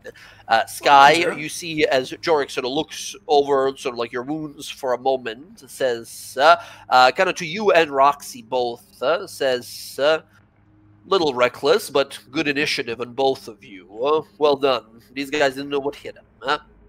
Quickly before my aura of vitality runs out. Oh, you have 9 turns of healing. Go ahead and dish those out any way you want. I am also going to use one of those rounds to finally go into Chalice and just get this over with. So I think everyone's getting full hit points back, but let's see. You have 9 rounds of 2d6 plus a d8, right, to people. So. Oh yeah. So where did it go? I lost it already again. All right, Jorik. I just remembered. What's that? Walk back as well. You guys can return onto the main platform, Roxy and Sky, if you want to. He's talking about us being reckless. His ass fucking almost died over there. Oh, that's from stabbing a guy. He got punished for stabbing a guy. That is 11 and 9. Also, 20. I realized Nice. I killed 2 people because I killed one guy. Oh well, yeah. So I killed 2 one guys on guy. the ground, right? So I get a 8 healing from killing those 2. Right? That's right. That's right. Absolutely, you do. Okay. So he should hopefully be at full, right? That is 11 plus 18 more healing. He is 6 away from his max, so he's Alright. good. He's fine. All right. So my turn now. I feel like one of these is gonna heal you up to full, but let's see. All right. Oh my god. That is gonna be 59. 15, Nice. 24. Yeah, you're almost full. Nice. Okay, that's what, 3 of them so far? Yeah, that's 3. You got 6 so more. I'll use one more on myself. Yeah, Bella's missing a little bit. Sky's missing about 20-ish, 30-ish actually, Alright, almost. so now I'll be at 63. The grab Sky. She'll probably be full health after this one. Yeah, Chalice. Hey, that's 13 and 13. 26 healing for Sky, yeah? What number Huge. am I at now? 1, 2, 3, 3 for 5, I believe? 5, so 3. You got 4 more. I'm at 104 out of 106. I'm right where I was when we started this fight. Nice. Alright, this is going to Bella. Aura of Vitality and Prayer of Healing are such incredible out of that was a combat low one. spells. It used to be Healing Spirit, but then they nerfed it into the ground, and now these 2 spells are fantastic. This is 13 healing. Yep. Right. 13 healing to you, yes, nice. How Roxy's far? missing. Yeah. Roxy's missing 3. I'm Bella's not missing. missing that much. Yeah. Yeah, like 3. Bella's missing 4. Sky's missing Yeah. 2. Jorik's missing 6. Yeah, so like everyone's fine. If you want to Alright, just top them off. Oh, Cass is Cass missing is 12. missing actually. 12. Yeah, Oh, go Cass for is missing Cass. 12? Alright, Yeah. yeah. He did get smacked once. That's right. There we go. He's back. He's Hold back. on, He's good. hold on. You're about to be full health. Here you go. You're full health. He's. Yeah, I was gonna say absolutely. Let's go. You have what, 2 left. So if you want to choose who's gonna be full hit points. Right? I think you pick the people who are going to be in the front, which is Yeah, not me. so Sky and Bella. Okay. Or actually, Jorik had less health, I think. So He's missing Jorik, 6. So yeah, like, Jorik has nothing. 6 missing, and then I guess I'll give the other one to Bella because she had 4. 4 versus 2. missing. That's funny. Okay. Incredible. Yeah, they are both Ooh. topped off as well. Excellent. Anzu walks up and she's like, "This was a tough battle. I will help you heal." And then you like heal everyone instantly, and she just puts her hands down like, "All right, I'll save my magic for another time." As this like a wave effect of wind around you is whipping and healing everyone, the tiny little like lizard creatures, lava lizards, are looking at this like, she is the one, right? Like staring up at this powerful magic you're casting. You see Bebo walk up from behind, says, "I can't believe it. You did it. They're all dead. Good riddance. I hate them. They were really mean. Mistress, we will do anything for you. Send us to battle, death, or famine. We will serve you no matter what. And the rest of this little tribe of them goes like, we will serve her, we will serve her. And all of them are like throwing their arms up, like, you know, seeing you cast water magic, you must be the most powerful mage that ever lived, right? And they're like, or like worshipping you, basically, yep. You can mark in your inventory, you have 12 fire newts. But if you want to keep him, I don't know, if you feel like it, they're not really something that you can introduce to society easily. But, you know, they're your minions. Yeah, okay. Bebo. They can all stay here. But Bebo is the sacrifice. He's mine now. Bebo says, I accept, this is fine. The rest of them sort of look up, say, we were trapped here for some time. Can we return to the fire plane now? The portal is still open. As the rest of you sort of, at least you who are understanding, Brittany, you think just like, wait a minute, what? The fire portal is open. That's not supposed to be open. They closed that long ago. Supposed to be here. That's not right. And they look at you like, so can we go? Yeah, you can go. Thank you so much. Bryn, remember that. Bebo, you're staying here. I'll take you to another fire portal. Don't worry. I'll end up going to the other one eventually. Okay, you got it, mistress. Whatever you say, you got it. The rest of them sort of look over like, for saving us, please. We hid away some of the treasure we found and some of the dead adventurers here. One moment. And they sort of rush off and come back and bring to you, they sort of give it to you, Bryn, but you can decide what to do with it. And they bring you this, like, belt with a big harness that goes over it that seems to be fully immune to the lava. They, like, drag it to the lava, this, like, bronze and leather belt that's somehow, like, ignoring all the flame. And they just sort of, like, give it to you.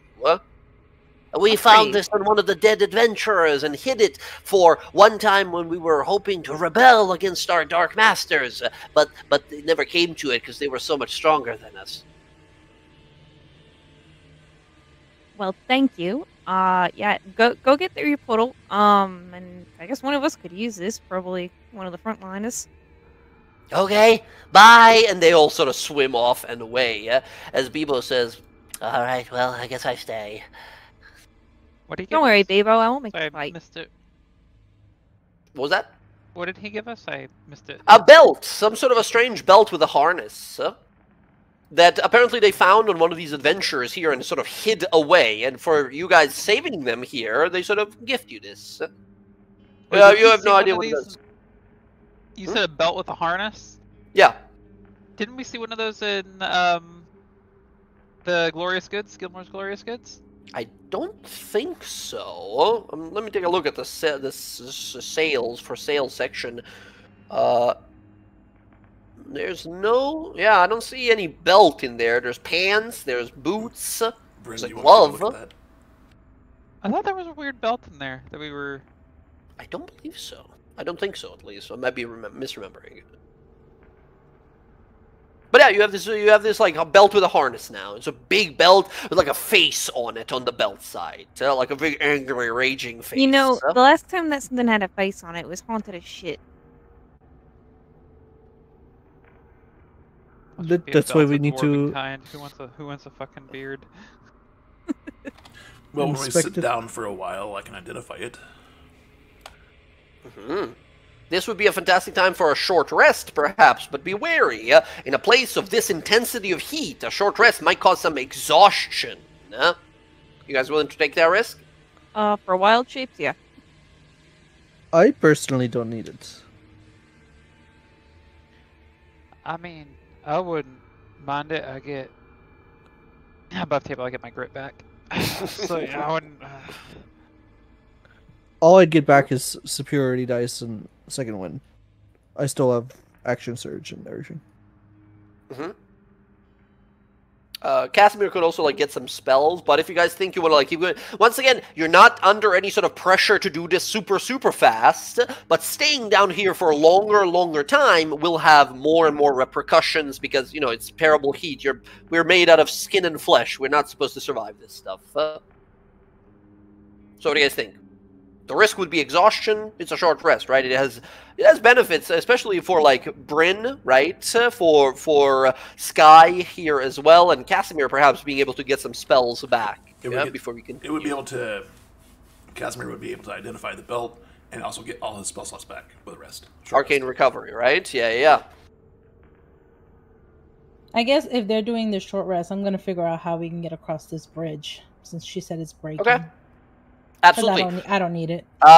It takes a while for you to sort of slowly move, but someone of your like elegance and speed, Roxy, you realize like, yeah, I wouldn't have any problem going across this yourself.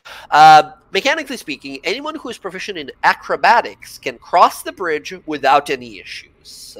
Everyone else has to make an acrobatics roll to slowly balance themselves across without like the thing crumbling, because there's a lot of spots that might just like break apart. If you want to, Roxy, you can make a sort of like a rope bridge type of like a handles on the sides, like something to grab onto, by giving me a survival roll to make some like safety measures for your friends to cross.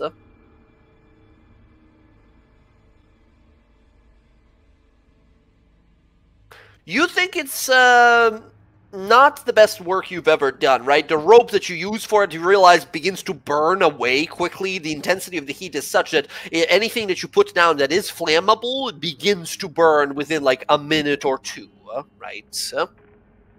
Unfortunately, you're not able to provide any... Yeah, you're unable to provide any extra special protection here from bad luck, basically, yeah? Identify spell. Casimir, you cast the spell for a while, and as you finish casting it, you feel something unpleasant. As you feel a presence within this belt. Within your mind, two flaming eyes open, and a humanoid appearance. Some sort of a prisoner within this belt. You find yourself in some sort of a flaming hellscape, where you look around yourself and see a throne made out of sort of volcanic rock, the size like 30 foot tall, and sitting at it currently is a gigantic humanoid, like a giant, quite literally like a fire giant with a flaming volcanic beard and burning red eyes, as he sort of grits his teeth and looks to you as you feel the creature that is trapped within this belt sort of communicate with you. You hear this person say, "I am Fire Giant King Osmalog, imprisoned within this iron and leather. Who dares call upon my strength?" Yeah, no. Casimir just pushes the belt aside away from him and just lets it go entirely. Yeah, you let it go immediately and the connection separates. Bryn, your thought earlier about that thing being bad, you're right. Well, yeah, it's got a face on it. It's not good news. Casimir, with your spell, you do detect there is a presence in there, and you do detect what it does. Gifted to you for saving these fire newts, it was too big for them to use, they could never use it. In your possession now is a belt of fire giant strength. Anyone who wields this belt, their strength becomes 25. Guys, there is, however, a person inside. This fire giant... This like trapped fire giant king Osmalog. So, if anyone takes that, it does this. It's pretty effective, but Fire King Asmog inside of it did not seem very happy. I have no attunement slots. I can attune to it. I have attunement slots. I have 2 attunement slots now. Casimir with 25. Right? But Casimir's like, no, not me. The only reason I don't have attunement slots is Casimir runs up to someone, counterspell, punches them in the throat as hard as he can. My God. It's just I have the book with the amulet right now, so that's why I don't have attunement slots. I mean, you can always pass those around. I mean, realistically, it's a big strength boost. Realistically, it's probably best used on Bella, because she uses strength mainly for all of her, like, abilities and attacks and such. But, if you're out of attunement slots and you're already maxed out at 20, 20 is already a good number. This is just, like, well above and beyond, right? It would boost my sword attack. It can What stab cost? a little better. You guys, if any of you want to, can like try and commune with this thing. Casimir, you felt like this was like you tapped into like the prison of whoever that person was. You didn't feel any like curse necessarily tied to it, just that there is some like presence that would be like this prisoner within it. You would be using their strength, right? After experiencing Bella's bleeding axe, he has a foul memory of things that can talk inside of things. If none of you sort of like have like immediately like put your hand up and want it, right? You have some NPC friends who can temporarily use it, so you can be like, "Hey, while we're in the volcano, Jorik, put this cool belt on, fight stuff." Does with he it, right? use strength? Yeah, he's a strength fighter. He's got a big great. Oh, really? I 100% thought he was Dex. Interesting. Yeah. I was gonna say- He's very agile and very strong. aka he's got very high dex and strength, but he uses mostly strength for his attacks. I feel like obviously this is gonna go to Bella when Bella figures out what Bella wants to get rid of. Mhm. Can I use it temporarily? Because at least it'll up my bonus action attack. But then it'll up Jorik's 2 attacks because he attacks twice. Also true. Yeah, You guys but he's go. an NPC. Like I know, like I mean, he is. He's just an NPC. Like it's just, Yeah, NPC that we need him to stay alive in this combat. I mean, if he he's can gonna stay do. back. He can stay back. What He's an about Unzu? NPC. Look, I Jorik's have a real feelings. person, guys. I have as much feeling for NPCs as I do for like one of Cass's spell slots. I love Cass, but I don't care about Cass's spell slots. Next time we encounter wait. a red path, I'll think about that. Yeah, thank you. I was, you know what? I ain't gonna say nothing. Wait, are we not doing a short rest? I think we are. We did already. Oh. During the Oh, short okay. rest, identify was cast and all that. So, any of you who regain anything from a short rest, you regain whatever you get Wild from a short shapes. rest. Mostly those. because I also want to shove people down, and I can do that. Do we incur any exhaustion for that? I didn't. At the end of the short rest, I need everyone to give me a Constitution saving throw. Your DC is 15. If you Yeah, boy. fail, you gain a level of exhaustion from staying down here. Okay, thank God. Man, resilient, really, really pulling through. Casimir, Sky, both of you guys. I'm gonna use my inspiration. Inspiration, roll it up. I think Alright, I'm that's gonna much do the same. better. Alright, roll it again. Oh, Rox, I know, Casimir, I didn't. Casimir and Roxy, both of you guys get to 1 level I'm off. gonna use my inspiration, but I'm annoyed. We're not doing any more fucking short rests. I don't care because. Okay, there we go. it's Roxy, crazy. Roxy shakes it. Roxy shakes it. Casimir, however, you gain 1 level of exhaustion, which means disadvantage on all ability checks. You guys want good healing. I needed my wild shapes back. Why I needed Yeah. a short rest. Yeah. Absolutely. As you guys sort of wrap it up here, Jorik sort of looks around to everyone and says, we should keep moving. We are getting dangerously close. If such a nasty force of fire creatures was already here. I've never been down here before, but I was told that some sort of glyphs and runes of protection were placed, similar to the ones that Bryn Casimir restored previously. If those have already been weakened by whatever force down here, I wonder what all has been able to flow into our world from the fire elemental realm. And whatever it could be, we should make sure to either reinforce those glyphs and runes, or destroy whatever is down here. So, I don't think from this point on it'd be wise for us to take any breaks, or rests. Although I think for this one, it's very much so justified. It's regaining a lot of our strength and power and healing back. I think we're nearly to the end anyways. I can kind of sense it, and I think after this, we're pretty much going to face whatever's at the bottom of this pit. He pops his potion bottle open, drinks his fire resist potion, throws it in the lava, says, all right, let's get a move on then. Wow, you could have filled that back up. Way to fucking waste it. It was either that or he was gonna crush it afterwards. He has to do like a cool badass guy thing, whatever it is. He will start marching on. Anzu takes her potion. You guys take, I imagine, all of you take your potions. No, I cast Fire Shield. Hey, Fire Shield, amazing. Fire Shield is 10 minutes. Keep in mind, right? Well, I might hold off then. I might wait till we get. If I can sense as we get closer, if it's getting worse. I guess I'll wait. Understood. I'll hold off. I'll be monologuing and you say, I do it, right? And then you do it. No problem. I'm gonna drink my potion, but for what it's worth, Thanks, Ren, Shane. if we are fighting a dragon, he could dispel you. Yeah, it's only 10 minutes, so. And I got another one. And of course, you're doing the cold shield, right? Where you do cold damage back or warm shield? Which one is it? I don't ever know. I think the cold shield is to keep you from being hot. The one that gives you resistance to fire and does cold damage back. That one. I figure. It is warm shield. It's not that one. It's the cold shield. Yeah. I'll be drinking my potion. Potion in, resistance, done.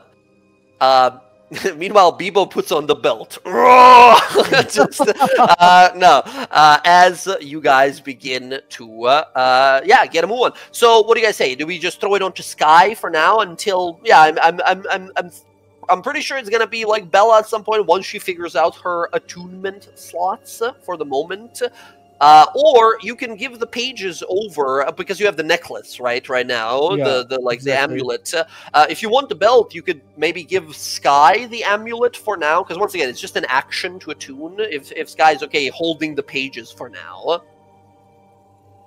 you can do it that way as well, as long as you guys are okay with that. I mean, I could hear me out. I could either wear the belt and shove things down for you. Or you could have the belt and I'll take the pages. who's going to keep the pages, though, is my question. Just me? Am I the... Or are we passing them around? Resistance. I mean, technically, we know this guy goes into the mind, right? He has to creep into your mind. But he can't creep into my mind because I have that mind shielding ring. Hey. So I can hold it if you want. Mm-hmm.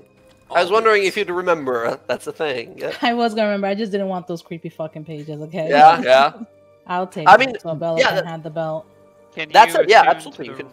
necklace though. Why do I need the necklace? No, she has a ring. She has a special ring that does. Is so that can't divine The where the pages divination. are. Oh yeah, that's for like anti-divination for looking for you and such. I mean, I have one more attunement slot. I mean, I can use it. I mean, You can for now, right? Why not? Yeah. While you're down here and have the opportunity for this belt, I suppose. Alright, that works then. You can throw the amulet, give the amulet to Roxy and these pages, right? And Bella, you strap on the belt. I'll strap on the belt. All right. Same thing. You find yourself for a moment in this flaming space as you see this gigantic flame giant sitting there, a golden crown on his forehead, as it sort of looks down to you and says, "Who dares beseech the strength of Asmalag, king of flame giants?" I am great warrior Arubellus Zaxish of the Zaxish tribe. I come here to ask for your strength in fighting my enemies. It sort of looks to you over, raises his brow, heavy heat emanates from it, says, "Very well.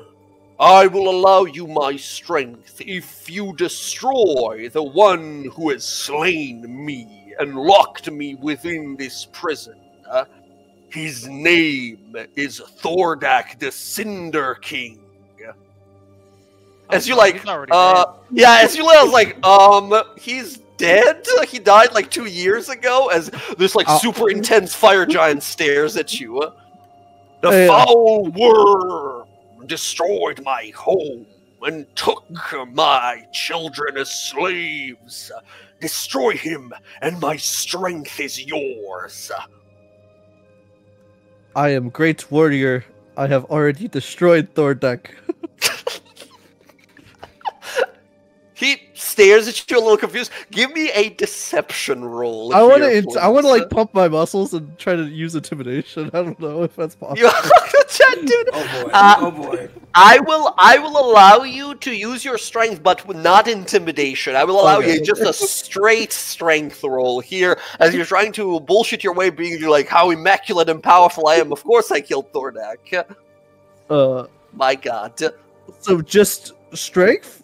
Just a straight up strength. This is like a Okay. deception roll using your strength in this case, which you're not proficient in. Oh, terrible. I Nine. want to use inspiration because Inspiration. Okay, I'll give it a reroll. Okay, much better. 18. 18's better. He stares at you, sort of confused, and says, "So puny, yet so strong. What were his final words as he felled the foul worm?" Ow! Owie! Curse you, Irobellis Zaxish. And he looks a little like offended, like he didn't mention me. Okay, fair enough.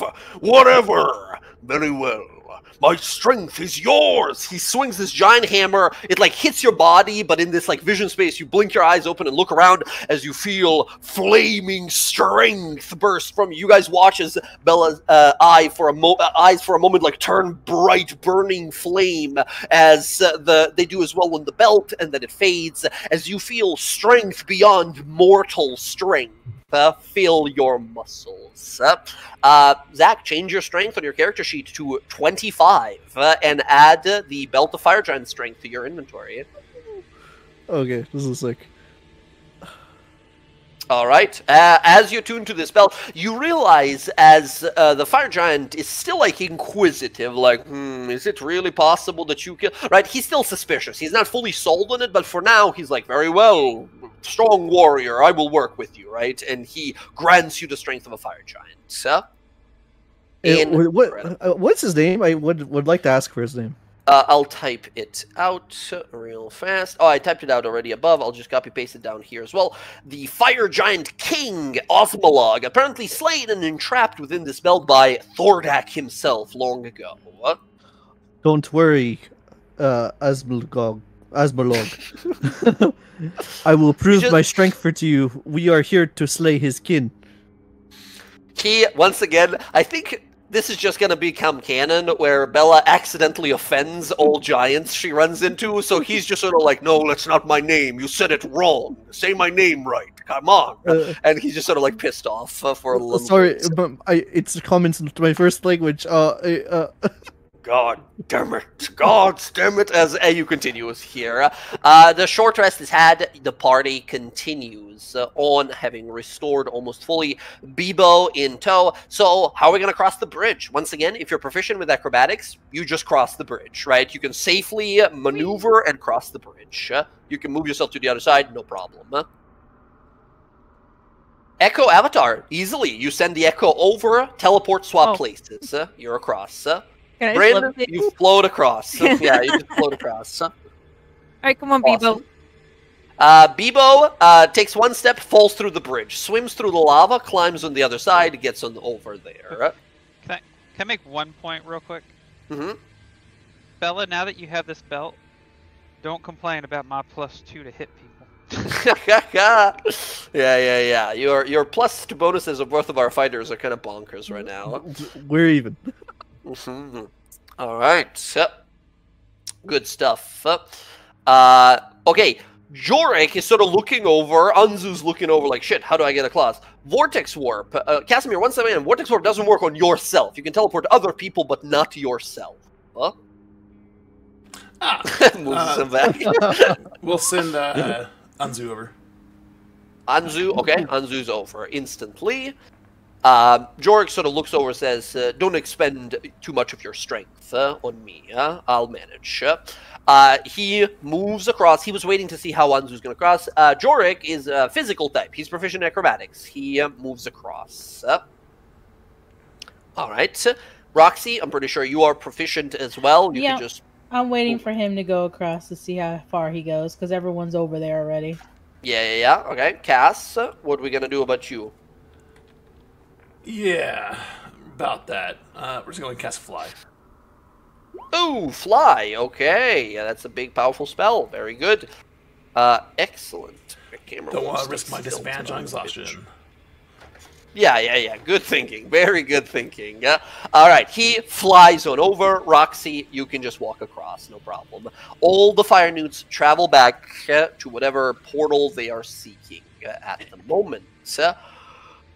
As you guys continue, you find yourselves now delving deeper and deeper further into the flaming crater of Thordak.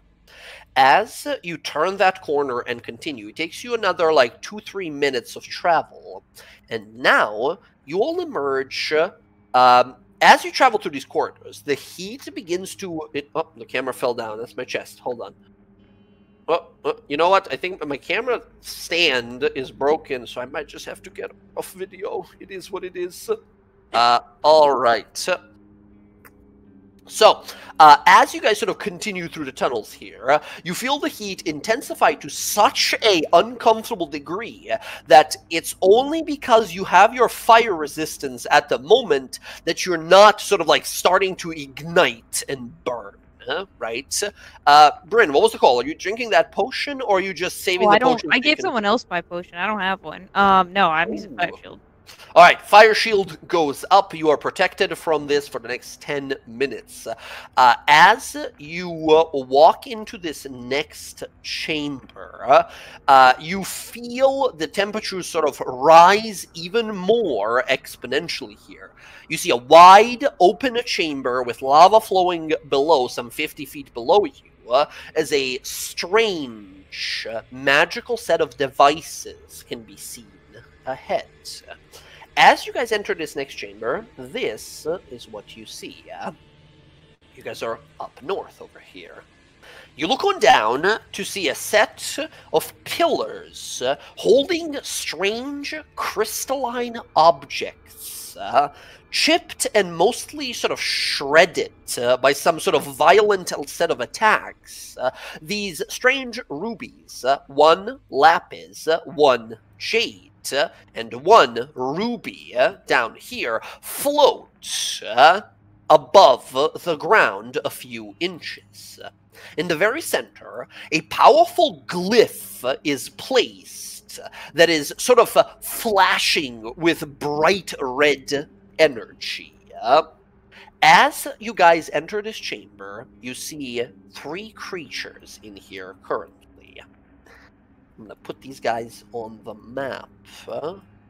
Each of which is standing next to these crystals and is currently wielding these like dual scimitars that ignite every once in a while, striking these gems consistently and continually.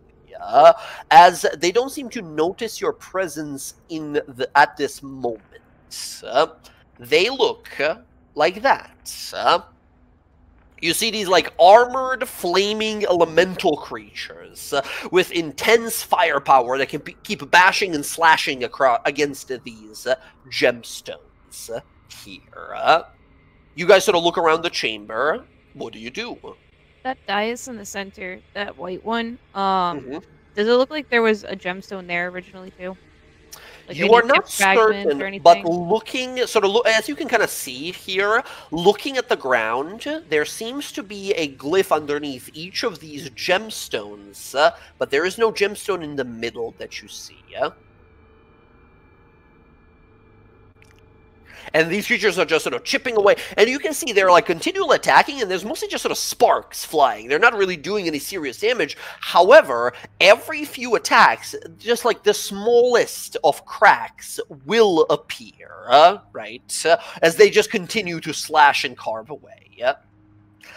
Bryn, you hear them in Primordial sort of whispering to themselves as if in a trance. The air to the flame coals, the air to the flame coals, break the barrier, shred the glyph, spread the flames.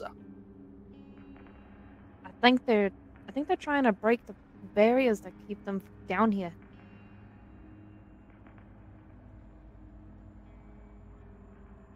So kill them then, and the air doesn't come back. I mean, I think the air is further in. I think these guys are just trying to do whatever bidding it's told them to. Is there another obvious exit out here? You look on ahead, the only one that you see is the direct path across from this space. In fact, it looks almost like this was like the end of this cavern space, right? You look around and realize like this might be where that Thordak, the Syndicate, that evil dragon that previously like attacked him on, was like slain and destroyed. And this was like the end of it. However, as you guys sort of look on around, you realize that there is 2 new paths that have been carved out to the south. One leading over there to the left, one to the right. You don't know where those lead, you have no clue, but you know you don't see any sort of special gemstone, elemental gemstone that Vasil asked for, or that that like scroll, that political valued scroll that Roxy, you've been tasked with finding. Hey, Bebo, where did those go? I forgot Bebo. Hold on, let me put him on the map. Bebo looks over to you and says, I've never been this far. We're not allowed to go this far. Usually it's just these the flame cursed that travel this far. We were just told to mine for gems and valuables. I could take a swim. I could go over there and take a look and see what I find. Yeah, I mean, as long as you don't let those guys over there see you. Okay, you got it. He will slowly sort of crawl his way over here. He tries to sort of climb his way down slowly. I'm going to give him a little strength roll to climb his down safely. Let's go, Bebo. That's a natural 19. Bebo drops into the lava and goes swimming further across. He'll be gone for who knows how long, right? He's gone to scout, but he'll come back with information hopefully soon. Do you guys wait for him to come back, however long it takes, or do you do anything? Right now, you're just observing these things, sort of mindlessly slamming in this. And Bryn, being the only one who can understand them, can you give me an insight roll? Yeah. Almost got picture. Casimir still has comprehend languages up from a while back ago. That's right. You yourself gave me an insight roll.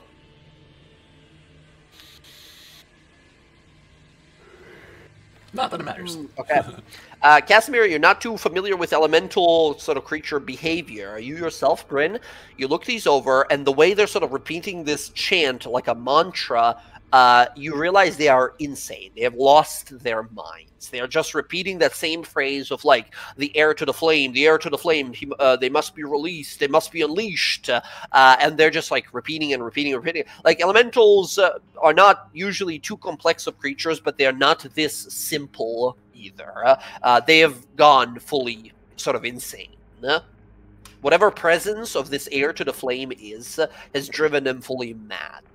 And Bryn, having lived a lot of your life here in Iman, you've heard the rumors and tales that Thordak, the Cinder King, the dragon that was slain here, in the very last moments of his life, went mad with flaming elemental powers. Welcome back. Yeah, So I mean, they're not right in their heads. Like, they're, like, pretty messed up. And not, like, just messed up in a non-regular mortal sort of way, I guess. Basically what this means for you guys is, while diplomacy is possible, you're gonna have to approach it from a way that, you know, sort of an insane elemental would be able to actually communicate with you, rather than just violently attacking you, right? Oh, yeah? Sweet. Means I'm gonna have to do it because I'm the only one that can speak primordial. And my charisma is abysmal. Alright, you guys want me to talk to him? I mean, I could give it a try. I mean, look how Bebo went. He's not scouting for us. I mean, I can just grunt at them, but I don't think it'll do much. I feel like you might just piss them off.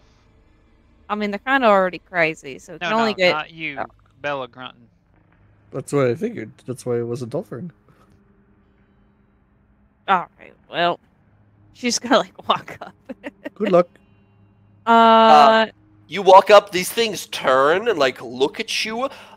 They slam their blades together and they sort of ignite and they're like, death to the living, flesh must burn, and they begin to like approach you as if like ready to fight. What do you say to try and stop them? I say, air to the praise to the air of fire.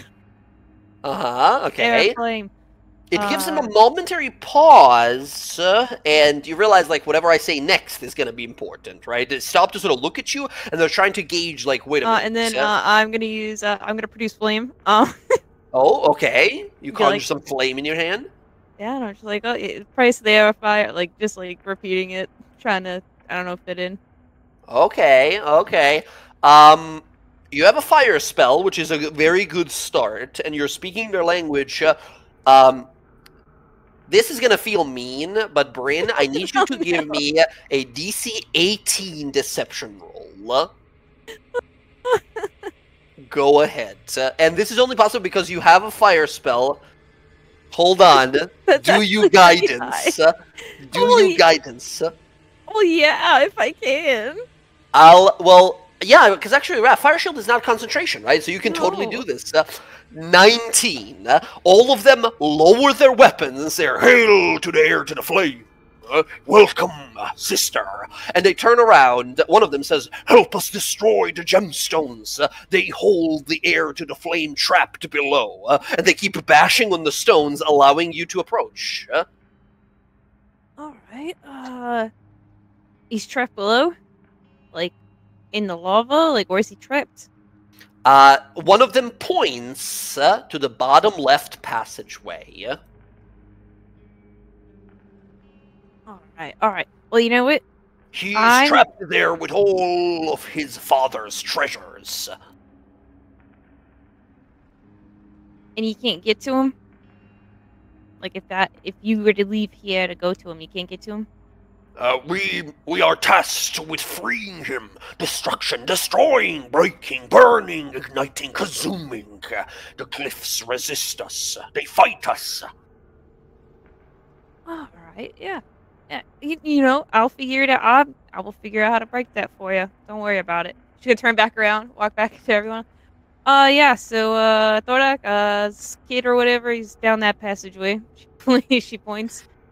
George looks at you and says, you were able to... Okay, that was not expected. I was ready to fight over here. Yeah, I mean, I didn't expect it either, so, So it's true, then? You know it for certain, This is some sort of spawn of Thordak. I mean, I don't know for certain. They just call him the Air of Flame, but I'm assuming they said his father's treasure, so I think it is the kid.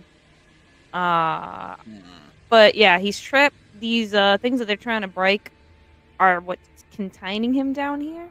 I don't think those other sigils that Cass and I worked on earlier will actually hold him back if these fail. Well, I was told that multiple sets of defenses were set, but it is true, this place. It is the main 3 pieces of an anchor stone brought from some other elemental planes made to contain a fire here. So, the problem is the main one, the middle one, it's missing. It must be how all this influence from the fire realm spread so much down here. Yeah, so I mean, I might be able to convince him to just like, oh, we'll help you, and then we're just gonna go past him. I think maybe once the Air of Flame is actually destroyed, they might gain a bit of their senses back, but I'm not entirely certain. Either way, we can always just kill him on the way back. Anzu sort of scratches her sort of scaly chin, says, it is a gamble. We could pass. Hopefully, they wouldn't come after us. Jorik sort of thinks on it and says, possible. If they suss out that something's wrong, they might come running to their heir to the flame. Well, it's up to you all. We could fight now. These things look dangerous, perhaps. We could fight. dispose of them and ensure that our backs are safe, or we can save our strength and strike deeper where this dragonling is. Yeah, I mean, up to you guys. You're not getting any water spills this time. I'm saving that for the air. Right. So, he sort of looks to the rest of the party. What do you all think? Fight and ensure safety, or trick our way past saving our power? Probably best to trick our way on through. Yeah, I think I'm agreeing. We need our power for whatever lies ahead. Very well. That sounds acceptable. Anzu nods, looks about the rest of you. Roxy, any mention? Casimir? As much as I don't like leaving the things behind us that we know we'll have to deal with later, at least with them here, sneaking by them, anybody else that might be coming this way, we'll have to deal with them first. If there's somebody else coming behind us. I mean, like I said, they might not even care to fight us afterward. I'm all for sneaking our way in. While you guys are doing this, you hear a tiny little fiery claw, and Bebo comes up from, like, the downstairs, right? He climbs up the stone, looks over to Bryn, says, Mistress, I found a room filled with pieces of, like, scabbards for swords, and there was a bunch of those shiny golden things in there, and some of those gemstones in there, and there was a bunch of books and scrolls, and there was a bunch of jewelry and all kinds of stuff that I can't put on my body because it'll incinerate. Was there a giant scary dragon in there or something like that? No. I really hope not. I don't think I've seen one. Bebo, what do you like? Like, if you were to get something, what do you like? I like burning stuff. That's a pretty cool thing to like. Yeah, here you go. And she's gonna, I think, do I have it? Dang, I don't. Okay, never mind. I thought I had Druidcraft, but I don't. Can't you give him your magical bag? Because that won't burn in the lava, right? Well, No, not exactly. that's not what I'm like. I was trying to give him something he could burn. I was saying he could fill that bag with all the shit he found down there. Now, quick mention here. Magic items are resistant to most kinds of damage, but they're not invulnerable entirely, right? There are ways to break magic items. They're just very resistant to it. Dipping it into lava, so... So one if I way... dip the pages into lava, will they get fucked up? Possibly. It's a trial and error kind of thing, right? Oh, actually, how about these? Bebo, and she pulls out a tinderbox. Burn one of these at a time? Like, look, she gives him one match. It instantly incinerates in his hand. Like fully turns to dust in his hand. That was pretty cool. England, Grabbing up one burns instantly, and you just keep doing this, right? You give it one by one. He's just like every time it burns up, his eyes wide and like, whoa.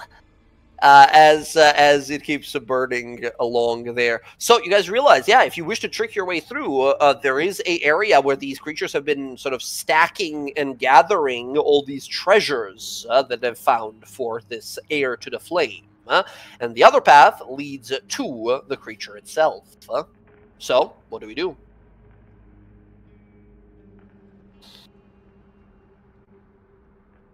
I mean, we could always get the treasure after. Like, it's not really a priority right now. Could be something helpful in there, though. I'm up for whichever route we got to take, though. I thought the treasure had the gem that we're looking for down there.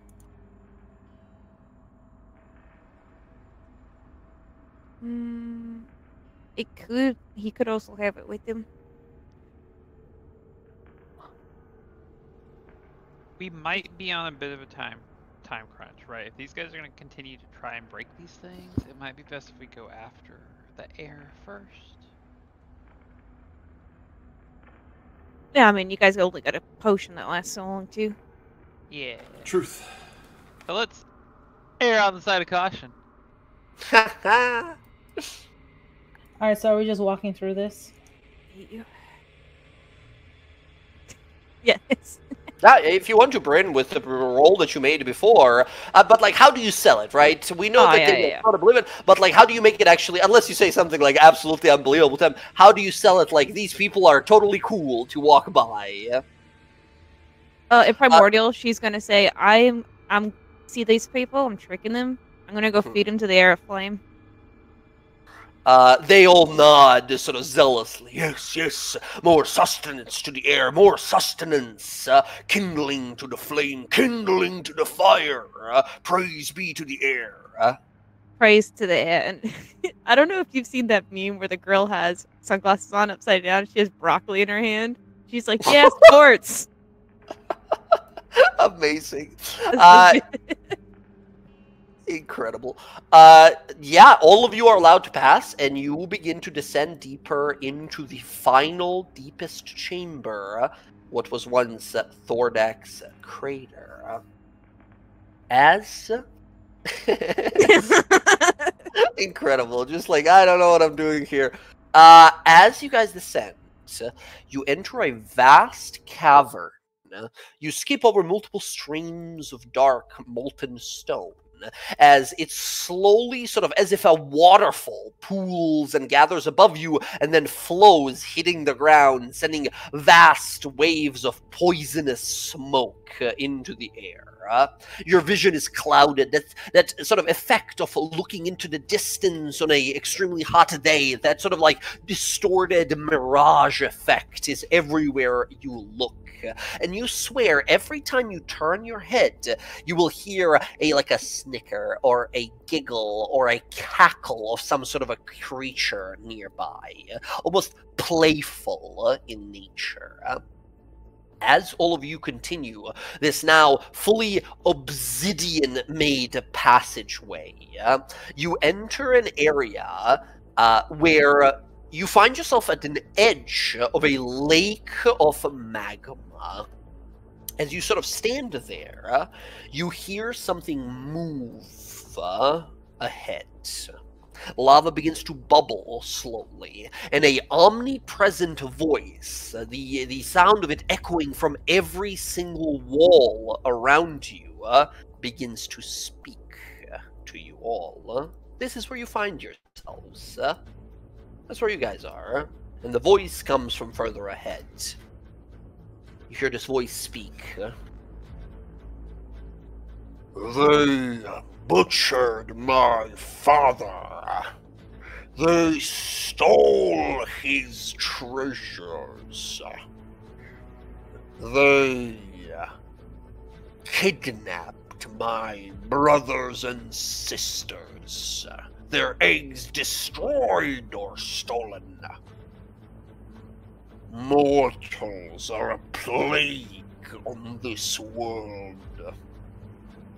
My father believed they can be ruled like cattle, gathered, slaughtered, used to feast. But I see now, as his flame flows through me, the primordial charge now rests heavy on my brow. I see that mortals must be wiped out. Soon enough, when I'm grown, I will wash across Tal'Dorei a wave of inferno. Hear me, mortals, and tremble. You watch as the volcanic magma explodes upwards as a 30, 40, almost foot wingspan made of this like leathery magma and stone spreads out. A head begins to sort of emerge from the lava as a sort of like hardened obsidian, superheated obsidian dragon begins to emerge as it calls out. Hear me in despair, mortals, for Thordak, heir to the flame, rises here and now. As the progeny of the Mad Dragon King Thordak, heir to the flames, emerges and sets upon your group. I'm gonna need everyone to roll initiative as you see this strangely like primordial, not like red dragon, this is like a fire dragon if there is such a difference in it. Oh, that's a very small picture. Actually, I'll post it in the art Tal'Dorei for a little better view there. This is what it looks like. This like flaming wyvern looking kind of a dragon as it arises. You guys look at this thing and realize, like, my god, it's massive. There is no way that within 2 years a dragon should have grown to that size. That's just not how dragons work. Something's seriously wrong with this thing. And then once again, you remember the tales of that Thordak dragon growing to like almost 4 times the size of an, like a, you know, average, if you can call him that, ancient dragon, right? So, as this massive draconic child rises and declares war of all on all the mortals, as initiative is rolled, adrenaline rushes, and battle begins. Show me some initiatives, friends. I don't suppose anyone's got like enlarge or reduce on hand. I know that was clutch last time. Anzu is kind of low, Jorik kind of fast. Let me see. I rolled on that one. Oh my god! I was about to say, I was like, that's the lowest I've ever seen you roll. Yep, that one. I didn't is Fire Shield still up? Fire Shield is up. You have another, like, probably like 6 minutes of it. I assume you cast it as you were entering that last chamber, so it only took a few minutes to get down here. Okay, excellent. All right, let me get our friend Quip in here, and Bella, I'm gonna say your echo is just like wandering along because why wouldn't it be? All right, there we go. Roxy, there we go. Is Bebo gonna be a part of this? Because he is not an immortal minion, right? No. He'll get smacked and die. Okay, here is the initiative for Thordak. Thordak gets a 19. All right, initiative looks like this. He ascends, but as the battle begins, he flies up 30 feet off the ground as his wings are sort of swinging as combat begins. Yes, great call there, Emily. We're going to take a little 5-minute break, get some snacks, drinks, bathroom break, all that, before we jump back in. Awesome stuff so far, everyone. Alright, we're going to take a quick break to use the potty and all that. We're about to do a big fire dragon fight thing. It's going to be awesome. Hopefully we don't die. Yeah, back in a few minutes.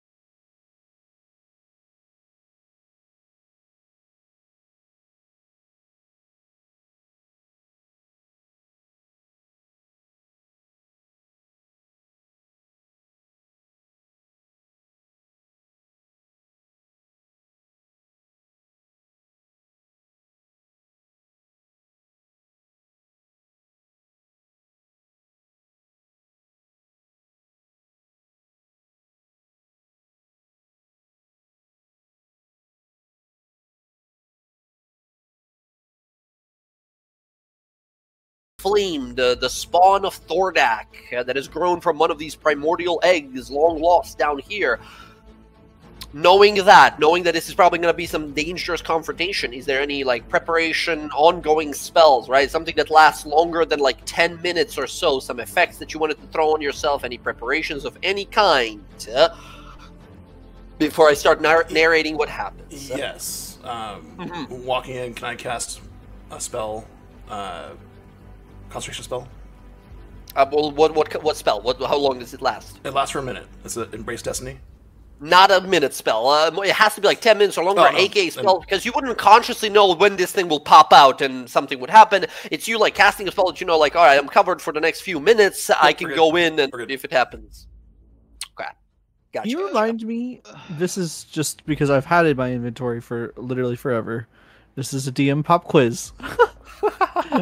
Go ahead. The blood speed elixir.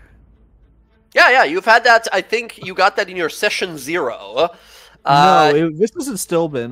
We got it. Oh, was it? Okay, it should be in potions and alchemy. Yeah, it is. It's this. Oh, it is. Yes. It's a rare magical potion. It triples your speed. If you take a dash action, you take poison damage as your body is pushed beyond its normal limits. Not a problem. It's a super speed potion that hurts your body if you dash. But once again, you're immune to poison, so you are fine if you need to take a dash action. It's actually perfect for you. Yeah, I know. That's why I have it. So yeah. And then that's right. You got it when you fought those guys in the yeah. I know. I still have the prayer beads too. I'm trying to remember how those work. I believe you have. How many do you have? I mark them down. I know you. I have 2. They're blessed, right? They each contain a bless spell, but they're special because you get to cast them as a bonus action instead of an action. Do you still have to concentrate on the bless spell? Yeah, you still concentrate on the spell as is normal. Gotcha. Okay. But it's a bonus action to cast, which is nice. Once you use them, they're like expended. Got it. Okay. If you want, I can pop one of those off for us. It's a first level bless, so if you guys want to, both of you can do it, right? And just have bless on the full team. Yeah, I'd want a hunter's mark actually, but I'll give a prayer bead to Sky if she wants it. Yeah, absolutely. You could have done that, like as you guys were entering down here, and once again, it's a bonus action to activate Sky. So whenever you want, you're a fighter, you have a good con save. It's a pretty good deal. Can Jorg do it? Does he need concentration for any of his stuff? He has a spell that he's going to be concentrating on that he would tell you. Yeah, then I'll pop this, and I'll get myself, Bella, and... Well, you'll have to do it on your turn. Bless is a 1-minute spell, right? So you wouldn't be able to do it as preparation before the fight starts. Alright. Fine. I'm sorry. Them's the rules. Alright. So, that said, everyone, feel free to move yourself up to your move speed before the combat begins in any direction you would prefer. Lava sucks. Do not step into the lava. Lava does. If you touch the lava, you take 10d10 fire damage.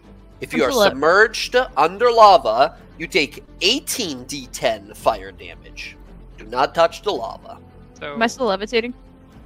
Yes, you are levitating like 2 inches off the ground at all times because of the extremely hot air. Hold on, before you guys run away. If you're wanting me to bless you, you can't get 30 feet away from me.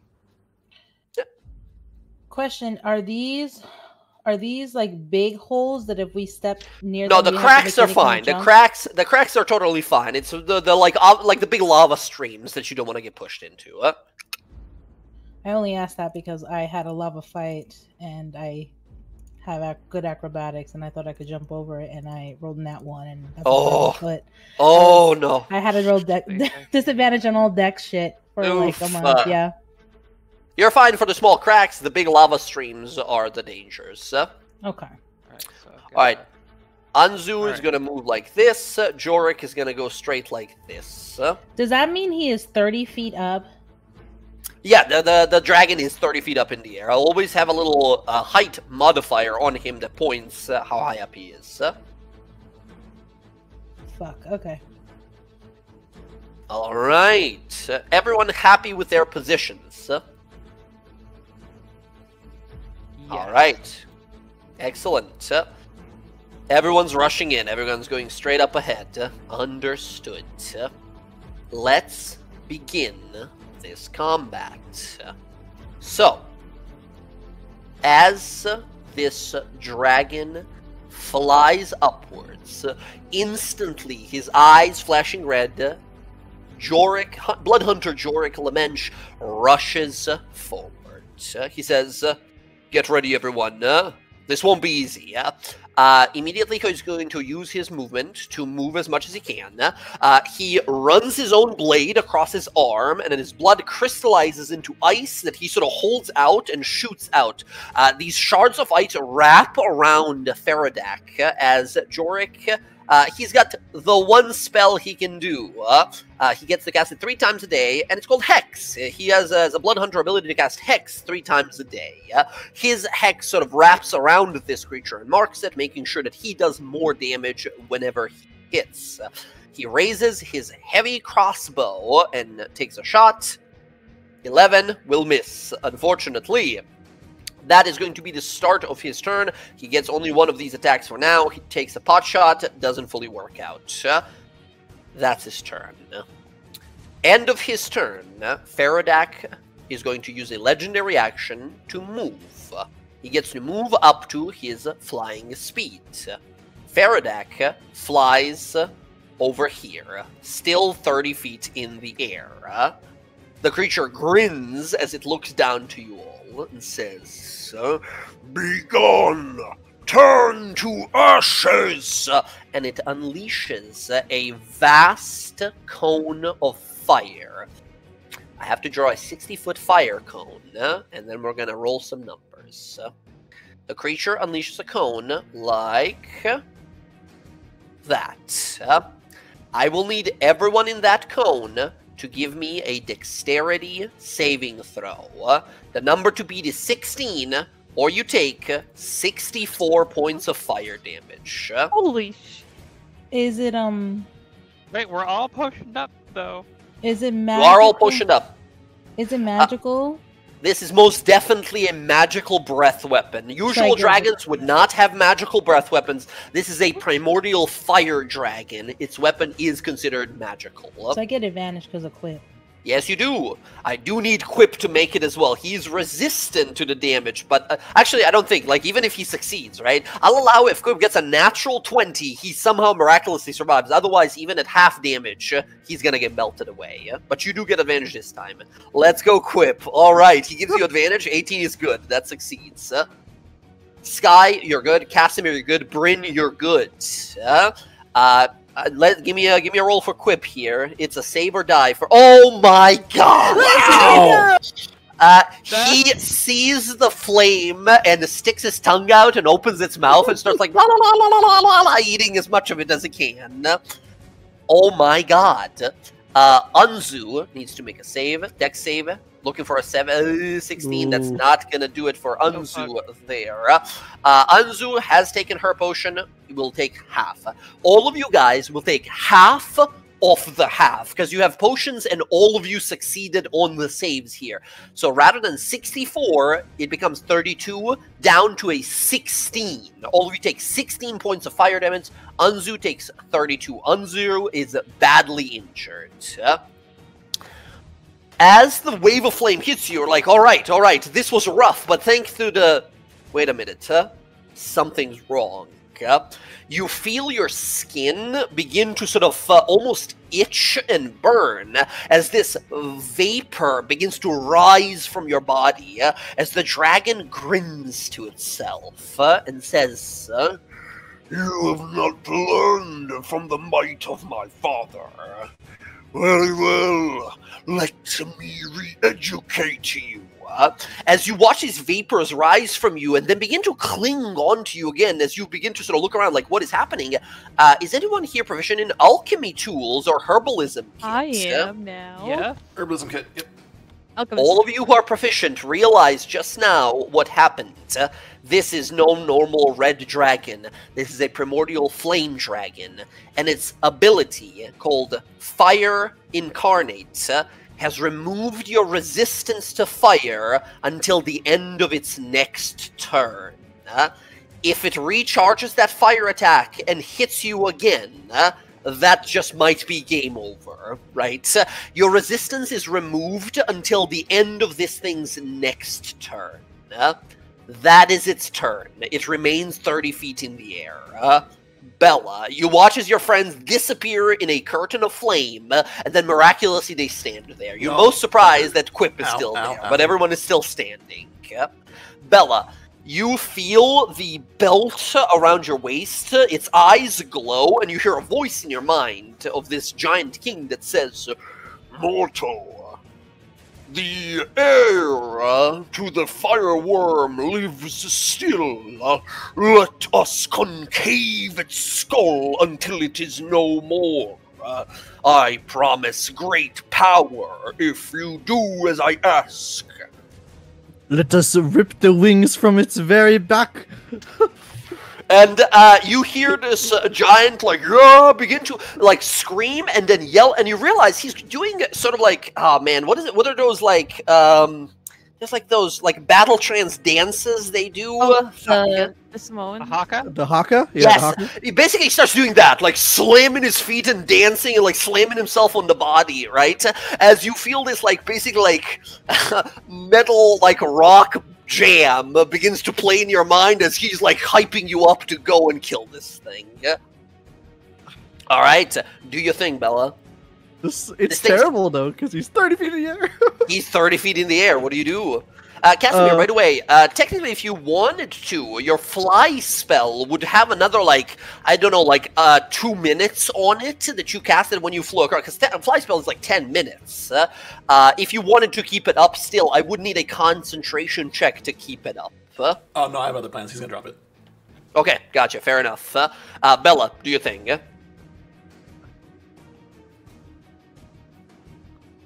Can I yeet myself at it? 30 feet? I don't know if you can reach 30 feet, though. Your jump and now strength is super impressive, but not 30 feet. I know. So... Can you, echo up there or something? Yeah, but the echo's gotta move. It only has 30 feet of movement. And it can't fly, right? So it can't fly, get up really. there. So... how do we improvise? I mean, you have that tomahawk, right? Right, yeah. So, I'm just gonna... I can just easily jump across this gap, right? Yeah. With your strength, you can make a standing leap of 12 feet without movement, right? So, okay. Yeah. I'd like to get over here. But then I want to eyes sort of spin to look down at you. I'm just moving the echo here, too. And then... Yeah, I want to throw just a tomahawk at it. Well, okay, first of all, I'm going to... Hunter's Mark. Hunter's Mark. A little bit of spell casting in our fighter. Very good. Awesome. You mark this creature. Any attack you land will do additional damage. That's your bonus action. You're concentrating on this effect. Let's go. Great. And this is a foreign concept because Bella's not concentrated, period. Yes. She's like, what is this feeling? What does it look like when it manifests? Do we see a crosshairs type of effect to its head that only Bella can see? Or is it fey vines and grass that is surrounding it? She'll say, the Moon Mistress has marked you for death, and then the same moon sigils will appear on him, the glowing blue. You see these crescent moons appear along his neck and the side of his head that he can't notice right now. And then that's my bonus action, and then I will throw the tomahawk. Throw the tomahawk. Go right ahead. Because you're right under it, I'll say that if you manage to hit these, they'll fall directly down. I'll let you have a reaction to try and grab them, basically, so it doesn't fall into lava or anywhere. It doesn't fly back to your hand. Right. Okay, here. So if I just click it and it'll do it, the thing. It right? should do it. Okay. Hey, 27, incredible. That is 11 points of damage to this thing. Yeah. Bam. Does Hunter's Mark add? I don't have a Hunter's Mark. D6, so, right? Right, it should be an extra d6. In fact, here, to make it easier for the future, I'm going to make a global damage modifier for you that just says Hunter's Mark. And it is 1d6 damage. So from now on, you can just click it on, right? Yeah. Tag it, and it'll just automatically do Hunter's Mark damage. Okay, for now, here's the d6. So let's go. That's 3 points of damage extra to it. Incredible. With the Axe Beak Tomahawk, I believe there's a special effect you're going for. Yes. It has to make a Tomahawk. It's a strength save or has its flying speed reduced by 15 for a whole minute. This is a, like, if it fails, it's like this. There's no resaves on this later on. Here's the attempt. Yes. 14 is a failure. The creature fails. Its movement speed is permanently reduced for this fight by 15. That's huge. The weapon falls down to the ground. If you want to use your reaction, you can grab it. Do I need my reaction? That's a good question. Percent. I know, It'll but he's just 30 fall feet in the directly air. under, Hey, like free directly welcome in, underneath it welcome down there. He's 30 feet in the air. I can't do anything. Hope So- you're doing well. I feel like for now, I will. Yeah, I'll use my reaction to get it and throw it again. Gotcha. You grab it, throw it again. 19 does hit. That is 13 more points of damage to it, and another strength saving throw. That is an 8. Its movement is further reduced by 15 feet. That is 30 feet off of its movement for this fight. Incredible. All right, it falls directly underneath it on the ground there. You can pick it up next turn. Okay, sounds good. All right, Bella, I think that's gonna be your turn. That's my turn. All right, Bella, end of your turn. For your bravery, you are rewarded with Flame. It is going to use one of its legendary actions to use its Strike. It can choose either a Claw attack or a Flame Ray. It's going to shoot a Fire Ray attack down towards you, Bella. Bella, here's an attack against you. That's a 13. That misses entirely. All right, there we go. Very, very good. Next up, actually, that's not correct. It should be slightly higher, but not high enough to actually make a difference there. All right, cool. As the creature attacks, that's its legendary Bryn. We now go to you. Cool. I'm gonna move away from the crowd of people. We grouped up. And I am gonna shoot over. Hold on, how far is she? I'm gonna shoot Unzu. First level healing war. I'm gonna shoot Unzu. Gotcha. I'm sorry. I'm gonna shoot Unzu. I was like, oh my god. No. The betrayal revealed. Yeah, hold on, and that's gonna be with Chalice because I'm in Chalice form. for her. Okay, gotcha. Alright, let me take this Chalice. spell off, and I'm going to use my star map, and I'm going to Guiding Bolt the dragon. Okay, that is 14 healing to her. That is very good. Let's Oh, say. hold on, sorry, hold on. I got messed up. But it misses anyways, so I think that's a ignore the nat 13. one, right? Yeah, it's a nat one. Yeah. Plus 13. That God I have my damn. chalice checked off. Remember the chalice? Right. All good. All right, you take a blast at it. It turns around. It exhales heavy smoke from its nostrils that disintegrates your spell. All right, Bryn, I believe that is going to be your turn for now. Yep, that's it. Roxy, you're up next. Yeah, you quickly realize, like, all right, grouping up, bad deal. Bad deal. Yeah, I'm gonna use Zephyr Strike to attack this. Awesome. It's gonna give me my advantage. Plus an extra 30 feet of movement after that. Yeah, for sure. Because I don't get advantage because it went before me. Because I rolled like shit. Correct. So. Yeah, unlucky. 17 misses. Yeah. And I get one more with my Dread Ambusher attack. So yes, you hopefully do. Absolutely. You can have Quip help you on these as well if you feel like getting advantage through that way. That, however, easily hits. Plus 11 to hit. God damn. Yeah, he's also gonna get favor foed. Favor foe as well. Blast him. Zephyr attack and the... Oh, no, no Zephyr on this, right? That was the first one. Gotcha. Sneak, whoa, Zephyr, favor foe, 27. My dreaded god. ambusher. Incredible. Awesome amounts of damage. You blast one, an arrow hits it to the side of the neck, and it sort of roars and looks to you immediately. Did I roll a 1 on that one? Is that a 1 roll? Yes, on your D8, you rolled a 1. Would you like to re-roll that with your Piercer ability? Yeah. Okay, yeah. Hey, let's go. That is 1 more point of damage. Better than a 1. Better than a 1. So with my 10 extra feet for Dreaded Ambusher, that's 40 plus another 30, that's 70 feet. Sure, my god, where are you going? Going the fuck all the way over here where his fucking can't get me with his fucking breath. Roxy, as you are sprinting away, you hear this, like, charging up sound, and you watch as its mouth is open, it's charging up another one of those flame ray attacks. As you leap for the cover there, at the end of your turn, Roxy, I think that's your end of your turn, right? Yeah, I'm having my Quip come over here. Quip's trying to follow, you're way too fast. Oh, yeah. Little bat flying after you.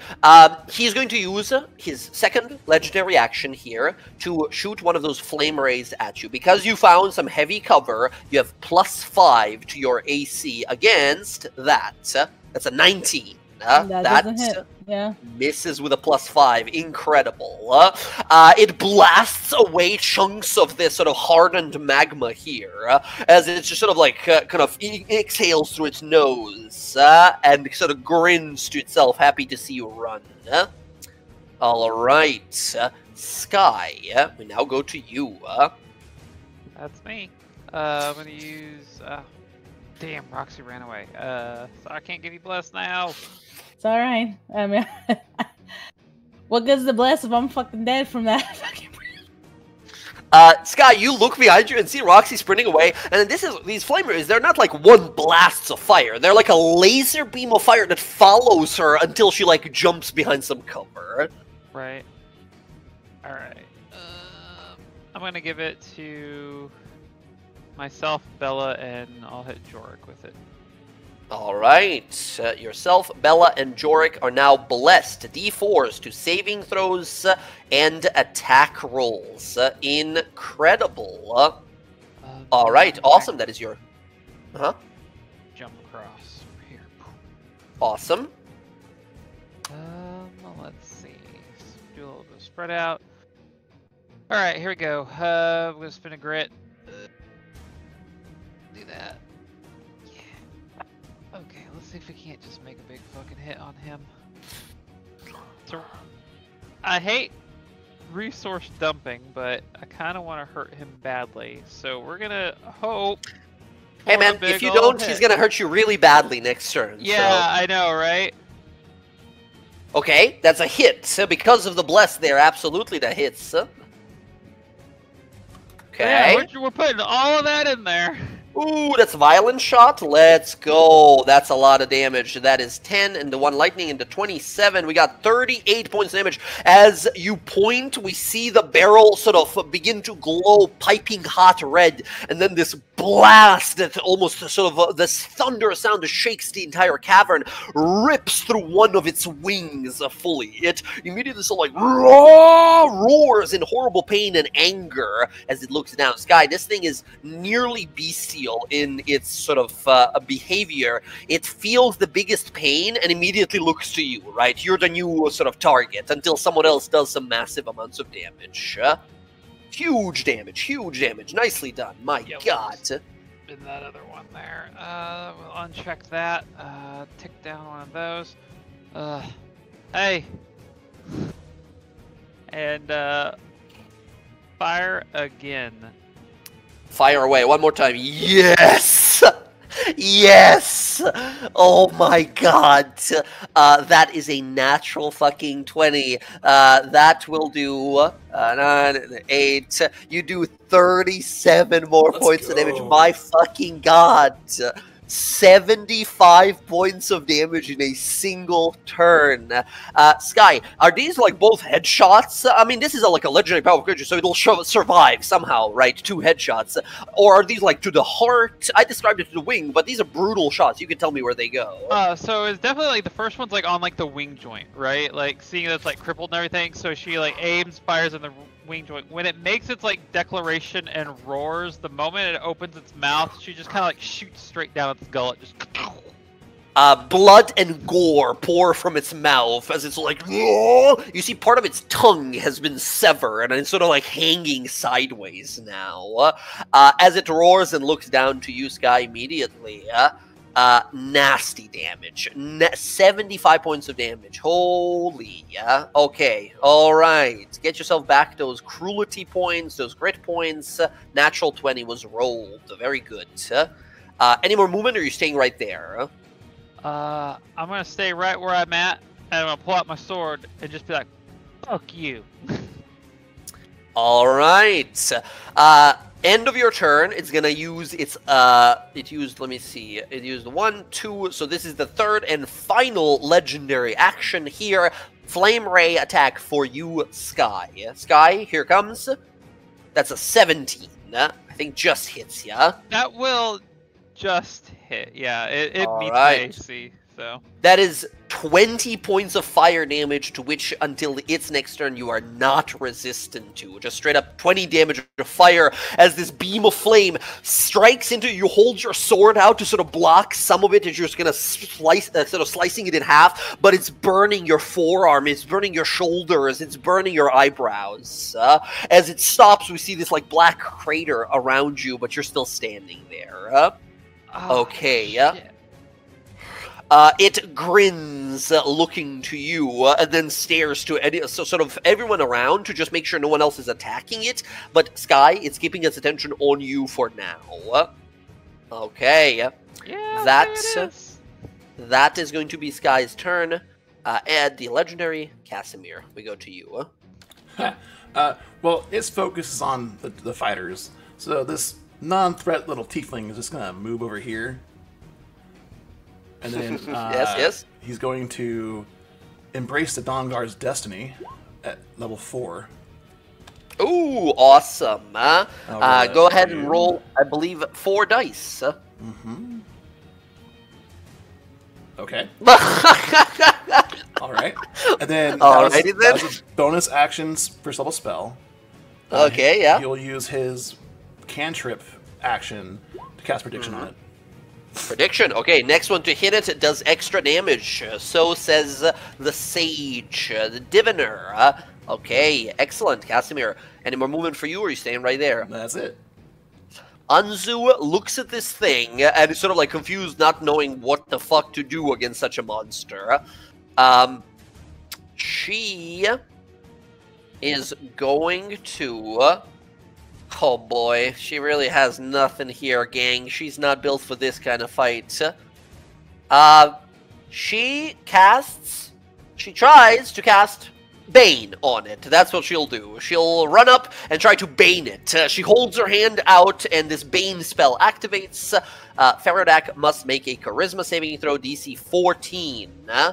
He gets a 17. I'm gonna try and woe him.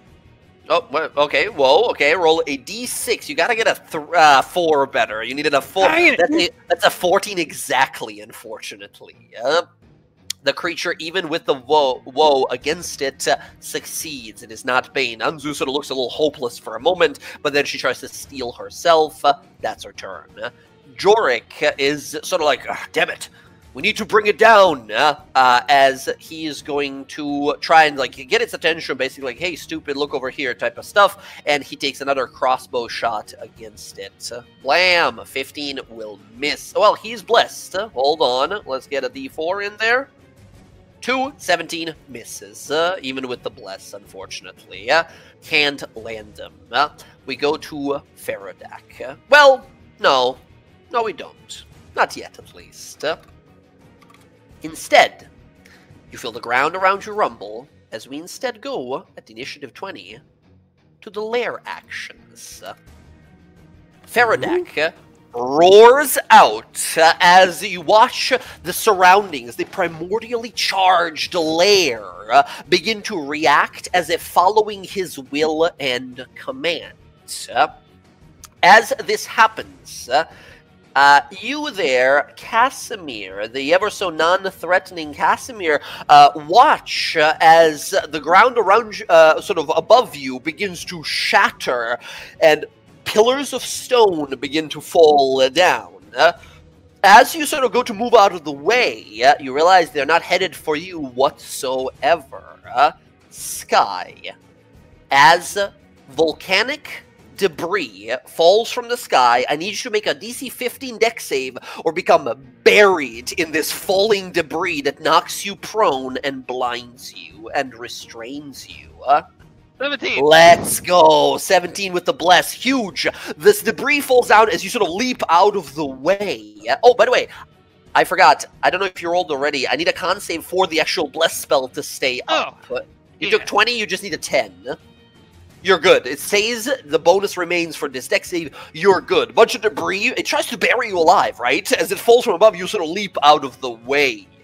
As that is going to be the layer action, and then we go to its turn. Layer actions, you guys, those of you who haven't experienced them, are basically an extended way for bad guys that are in their home element to use their very lair or dungeon or cavern or whatever you fight them against you. Having been there for so long, they've imprinted onto the land around them, being able to sort of use it in some special ways, like that one. That's layer action number 2.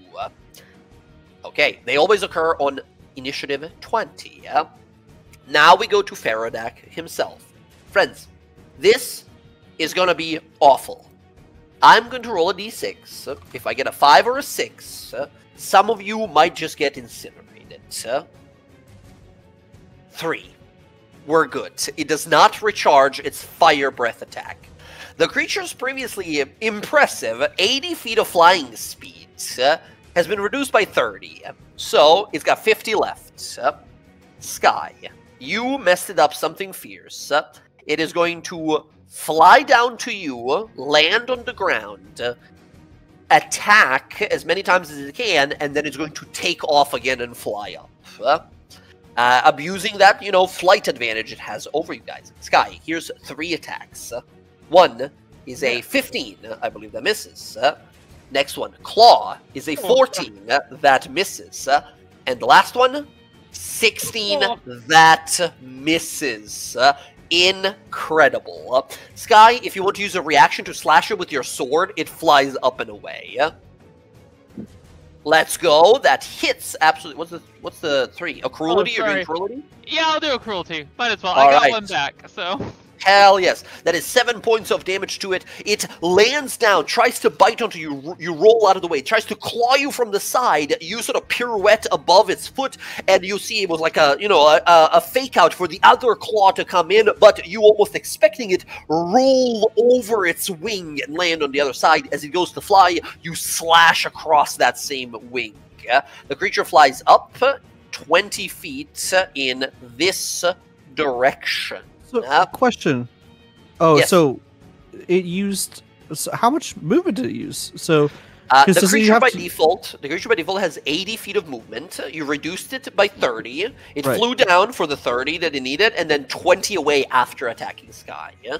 But what about to get to Sky? It used 30 to get to her. And then it flew down 30 feet? It flew diagonally down. You can fly diagonally. You don't need to fly down and then to the right. You like diagonal is not a thing in D&D, right? Because we live in a grid world, right? Yeah, so yeah. I was just picturing this in my head. I'm like, that doesn't matter. Down, forwards, down, up, forward. Yep. It flies over, makes some attacks, misses horribly all of them. Good stuff. That is his turn.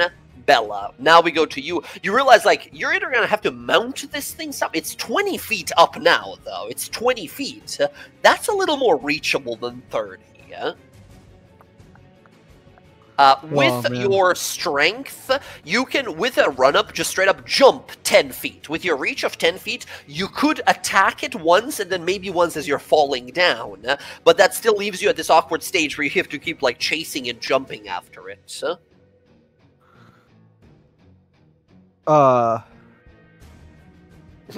Bella, you realize like flying enemies are bullshit. This is not fair. I don't want to fight a giant flying thing. Well, I would like to grab. Can I grab the axe speaker?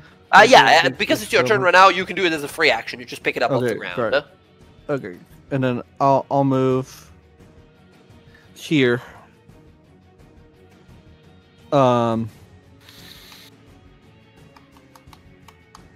Okay. You could just lob it if you want. You can add my 2d4 for damage for Sky's hit. Oh, that's right. Sky hit, so add a 2d4 of your prediction damage. Extra 6. Good stuff. Awesome. 6 more. If I throw it, though, will it go into lava? No, it'll generally land in the center square of the creature, right? So directly below it. What happens if you miss? It just goes flying off somewhere? Anywhere in that direction. Yeah. Oh, man. Yeah, okay. Just directly into the lava, right? That's yeah, I know. The last time we see it. That's what I am worried about. Okay. Dang, this sucks. I'm trying to think. Bryn, you're up next. I have like you probably won't miss, Bella. So probably won't miss Bella. Okay, I'll throw the tomahawk. I'll try Go right ahead. Make that attack roll. With the bless and everything. 19 is the number. 19 hits. Nice. All right, that is 14 points of damage to it. Incredible. It needs to make a strength saving throw. Here's the save. That's a 20 that time. Makes it that time. It does make it. The tomahawk falls to the ground. The creature at this point looks down at this tomahawk, looks to you, and then tilts his head, realizing what it's actually doing, right? That you keep throwing this thing at it instead of your impressive lance that you have, right? And realizes, like, this is doing something to me. Okay, 14 points of damage. Huge. Nicely done. This sucks. I can't do anything right now. Just once again, with your running, like your strength right now, you could jump and make one single like attack, but then you would fall down 10 feet, right? So nothing much, but still. Am I 10 feet away? Or well, I guess the echo could do it. It's 20 right? feet up right now, right? So yeah, as long as you jump 10 feet up and make an attack, you could reach it technically. Okay, and just to be fair, I used all my movement. This is. Oh, right. Because you have no movement, then probably not. But just for future reference, as long as it stays 20 feet up, that's something you could possibly do, with understanding that it, while you're falling down, makes an attack of opportunity against you, right? Sure. Okay. If it has a reach, but it has a big tail, it's fair to assume that it does. All right, so anything else? I don't know if you have a bow or something on you, actually, or a crossbow. We never see it. Don't. Right. Wait, I gotta have just a regular freaking. I'm like looking in my inventory. You might have a. You know what? I think what I did is I took my hand axes and made them to axe beak tomahawk because they were the same thing. So I imagine I still have my hand axes. You do have a normal set, like 2 hand axes, so you can just make another axe beak tomahawk attack, but we'll count it as just a regular hand axe. Just know this is a regular hand axe. So, Gotcha.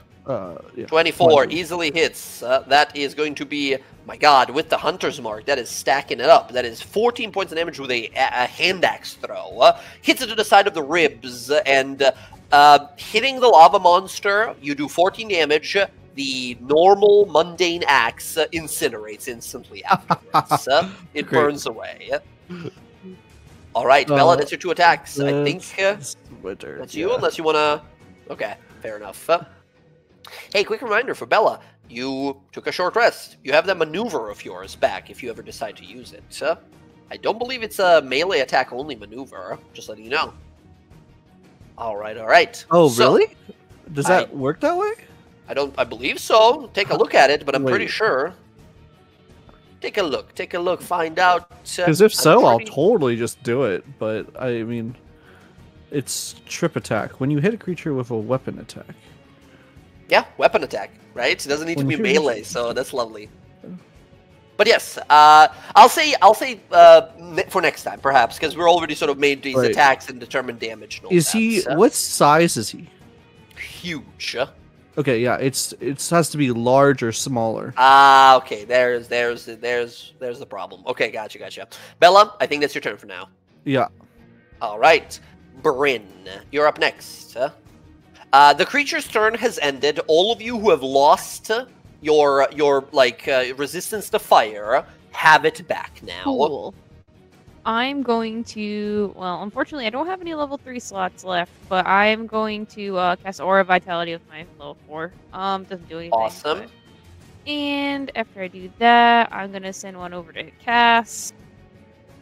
Oh god. Thank you. My roll20 just froze. Oh, there it is. And so where is it? I gotta I'm get gonna some spells. I'm gonna put this on you, and you can change it to whatever color you want. That's the range of your healing. Alright. So where is it? Our vitality. So that's plus. Who's that going to? Cass. Oh, Casimir. Yo, let's go. That is 18 points of healing to Back to Casimir. full. Back to full. Let's go. Huge. Huge. Right. So that is all set. And you know what? I'm gonna This do it is again. this is the first time I've seen Star Druids playing as like fully support type care. Like you use this form, like the healer form, so much that It's this so is like good. easily like primary and only healer you sort of need if you're ever like needing a healer for the party. Like, That's who needs a crazy life amount of healing. cleric? You can have a druid instead. You could mix them together, huh? It's the could moon mix sickle them too. The together. moon sickle helps a Oh, lot. the sickle, yeah. Right, cool. So, and, action bonus action. Yes, that is it for this turn then. I believe so, right? Unless you're going to move anywhere. You are standing precariously close to lava, but fair enough. I might. Yeah, that's actually a good idea. I just didn't want to like. Or maybe I'm stand just baiting up. you into stacking Yeah, up I with know. I everyone else. know. I want to get closer, so I can. Yeah, that way next turn if I need to, grab somebody else. Excellent. Bryn, that's going to be you. Roxy, before we go to you, the dragon Thordak here is going to roar out, call out to the magma itself. Minions of flame and ash, come forth, bring them to your master. The ground rumbles and all those cackling sounds you guys have heard begin to manifest. What at first seemed to be wisps of dark smoke begin to apparate as strange creatures. What at first seemed like bubbling lava begin to apparate as weird little creatures. You guys see as these smoke and magma methods join the fray. These creatures will act after the turn of the dragon, but you guys watch as they sort of emerge onto the battlefield. These sort of superheated ash and smoke and magma creatures. Roxy, do your thing. Your fire resist is back. You gave me a while ago vials of cursed Crurer. You gave me 2.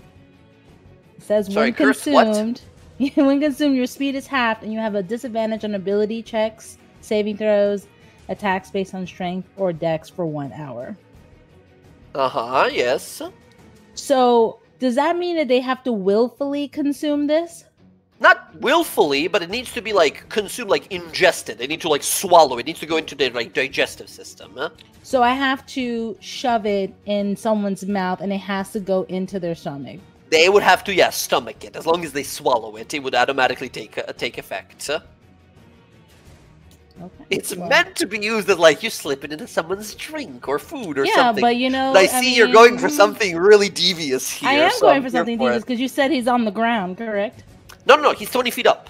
Oh, I thought you said he landed here.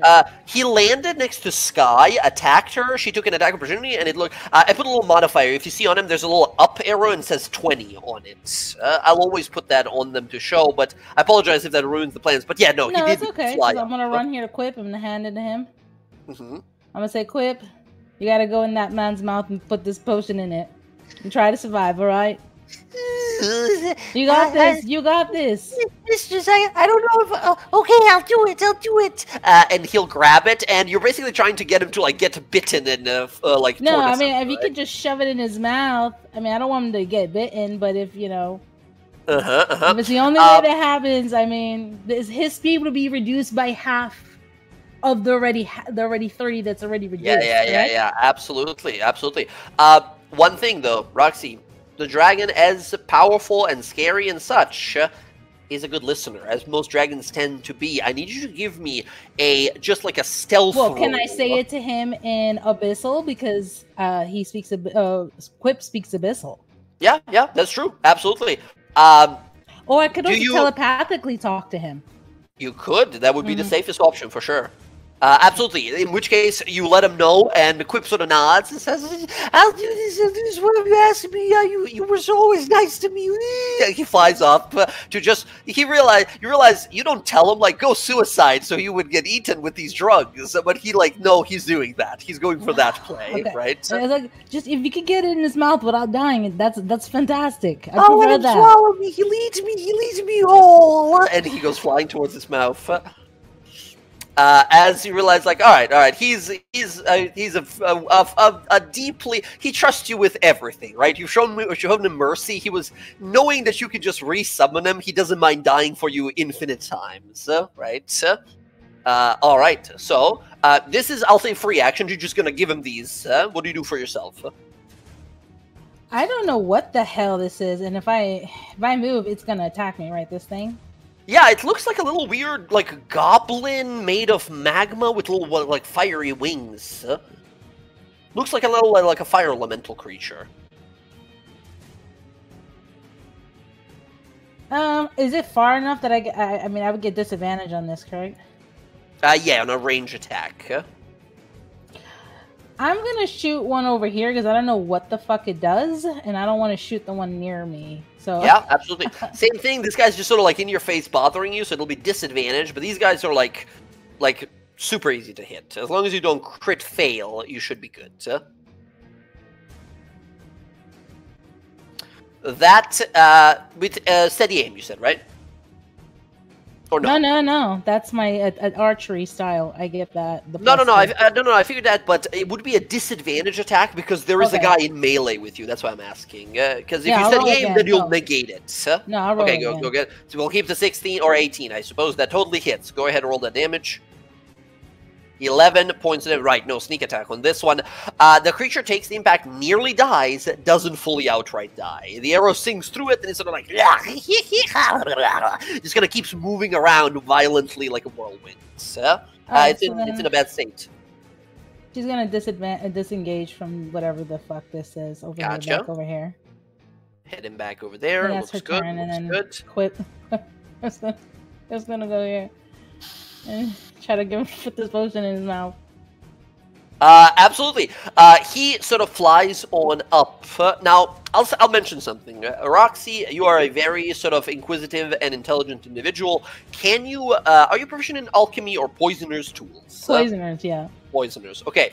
Give me a poisoner's tools roll using your intelligence, please. Just to see if there's something you would have, like, thought of in the moment as you're fighting this thing. Okay?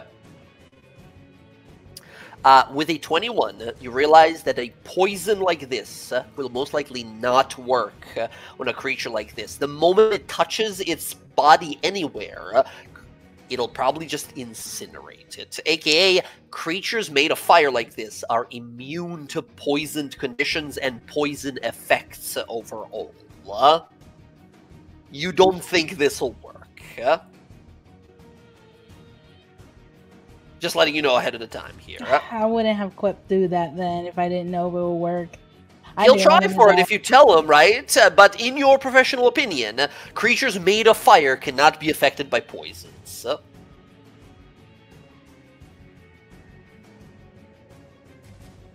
You can still try for it, right? There might be some effect, but there might not be any.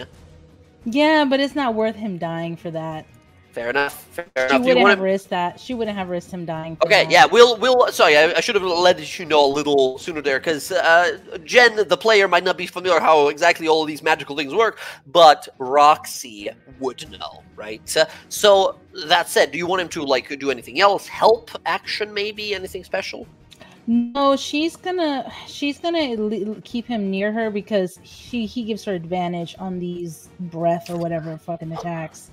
Yeah, and I don't have a lot of health to survive anymore. Yeah, those are nasty. Okay, Roxy, that is going to be, I believe, your turn. As you realize, like, fuck, poison doesn't work on these fire things. They just burn through everything they touch, including vapors and venoms. All right, Roxy, that's going to be your turn. Before we go to Sky, this thing's going to take another legendary action here. Bryn, it spins to you. You have a giant spell that's healing everyone. This is an intelligent foe you're fighting. He takes a shot at you. Bryn, that is a 15. That Doesn't hit. Let's go. All right, Sky, your turn. How high up is that method? They're on ground level. They just emerged from the lava there. Okay. Kind of wondering here. We want to get on top of the dragon. He's only 20 feet up. Here's an interesting question. Okay. Could I use Bella's echo as a springboard? Unfortunately, you can use Bella if she helps you with it, but the Echo is like a ghost, right? It has no like physical weight to it. You can't springboard off of it. You can walk through it, basically, right? It's a ghost. But Bella might be able to help you. I thought it had like a physicality or something. But yeah, like my plan was like run, make a jump, like get vaulted up, and either A, use this thing as like a stepping stone and jumping onto the dragon, or if Bella is strong enough and, you know, I do good enough with acrobatics that like Bella can like, yeah, springboard me up. I'll allow it. If you want to use your reaction, yeah, I'll use my reaction to help. Advantage. Yeah, that's what I was Sky, thinking of. Sky, you're not gonna like this. This is gonna be an athletics roll for you to leap, because this is like jumping. This is like a long and high jump all together to leap 20 feet up into the air. You can have advantage from Bella helping you, but it's still an athletics roll. Is there any way I could swing acrobatics? If you can explain to me how you would see this being acrobatics used rather than athletics, then I'd Could I use my athletics to chuck her up there? Well, that's the help action you're giving, right? That's the guess reaction that's help you're giving. I am a very surly, athletically acrobatic inclined person who has taken a lot of ballet and dance classes. So you want to do it more as like a pirouette, like spinning gently through the air, rather than like Hulk jump type of stuff. Huh? Okay, yeah. Find nature to the way I acrobatically chuck myself around the battlefield. Sure. I'll allow it. It will be a little more difficult than an athletics roll would be, but still it allows you to use acrobatics, which you're much better at. Yeah. All right, absolutely, Bella. If you use your reaction, pretty much like spring roll, like a little seesaw, right? As you launch her up. Let's go. Natural 20, nice. Sky. You rocket into the air. This thing sees you, spins around, flings a wing at you. You again sort of twirl mid-air, roll down its wing, and settle yourself, straddling onto it on its back. Your like pants immediately catch fire. You're like starting to burn up, or like as you realize, like made of lava. Right, ow. But currently you're on it.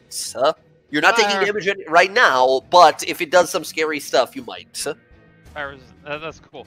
How you're much on the of my dragon? turn was that? Was that just my movement and everything? I'm gonna say that's the full amount of your movement. Springboarding, Perfect. Jumping, and straddling on top of it. Perfect. I'm going to while I am up here, I'm gonna go ham on one of its fucking wing joints. Absolutely. You start blasting through. Make me some attack rolls. Alright, we're gonna spend that one extra grit point that we got back. Should a head sort of swivel around this gigantic lava monster staring at you? Yeah, I'm sure you're probably real fucking pissed off here. That's gonna be a 26 plus 2. That's easily going to hit there. That is going to be 16, 17 points of damage there. Okay. We are chunking through this thing. All right. That's only a 14. 14's not going to connect, unfortunately. Rewind. What does that become, Casimir? 27. That hits. That will do 12 more points of damage. We're gonna Okay. action surge. Blam. Ooh, action surge. Let's go. That's 23 plus 3. That hits. Absolutely hits. And that's 25. 25 hits again. 12 on that one, 10 on that one. Oh And then my because we still god. have it, we're gonna stab into the wing joint knuckle thing as well. You stab 7, that's damage as well. 26 to hit, absolutely 7 points of damage. Hits. Incredible. That is, my god, that is a lot of damage once again. This time up, you leap, spin around, land on it, blam, blam, into the joint. You slash it. You watch as it has this strange, like, supernatural durability to it, and it's sort of like holding still. But at this point, you've carved and done so much damage, you actually see, like, the exposed bone of it. This, like, blackened, charred bone that is underneath still. It is not bloodied yet. However, after that last attack, it is just on the cusp of it. Incredible. Incredible damage. I've got some exposed bone up here now, so I'm going to tick down 4 bullets, and I'm gonna hold on for dear life, because maybe I can blow that bone out and get this thing down for Bella. Okay. Sky, end of your turn, this thing is going to take a legendary action. It starts moving. Do you stay on it and hold on to it, or do you, like, let yourself be thrown off of it? I have a uniquely reckless bravery streak, so we're staying. Okay. The creature uses its 50 feet of movement to fly directly into this lava stream with you on its back. Sky, as you realize what it's doing, is you're like, oh god, it's not trying to shake me off, it's trying to melt me. Give me a dex save to see if you're able to leap off of this thing before it takes you directly into the lava. Nice. Okay, good news, bad news. You will be able to leap off of it. You will be landing, basically, like, over here at the edge of this land. Piece of land over here, right? Because your options at this point are either fly with it into the lava or jump down and fall 20 feet, right? How much damage would the lava do? Huh? How much damage would the lava do? Lava will do an irreparable amount of damage. It will do a lot of damage. But I am resistant. You are resistant. You want to go for that ride? When you say irreparable, like, what are we talking here? Player to player, like, above table, you're taking touching lava means 10d10 points of fire damage. I'm jumping off the dragon. Absolutely. You see this thing B-rush for lava as you realize, like, oh, no, it's trying to, like, lure me to stay on it. You leap, you fall down, you land, I'll say because of the natural 20, you will not land prone falling from 20 feet, but you do take 4 points of falling damage. You know That's what? That is much better. Exceptionally more favorable. That is way better. The creature is now fully engulfed in lava. Until it moves out of that lava, all attacks against it count as if the creature has 3/4 cover, as this heavy, like, sludge of magma is now fully enveloping it, as it sort of cackles to itself. You want it, worms. Very well. Here it comes. Sky, that was what happens at the end of your turn. Oh yeah, Sky, con save, DC 10, bless, keep the bless up. You're good, you're totally good. Casimir, you're up next.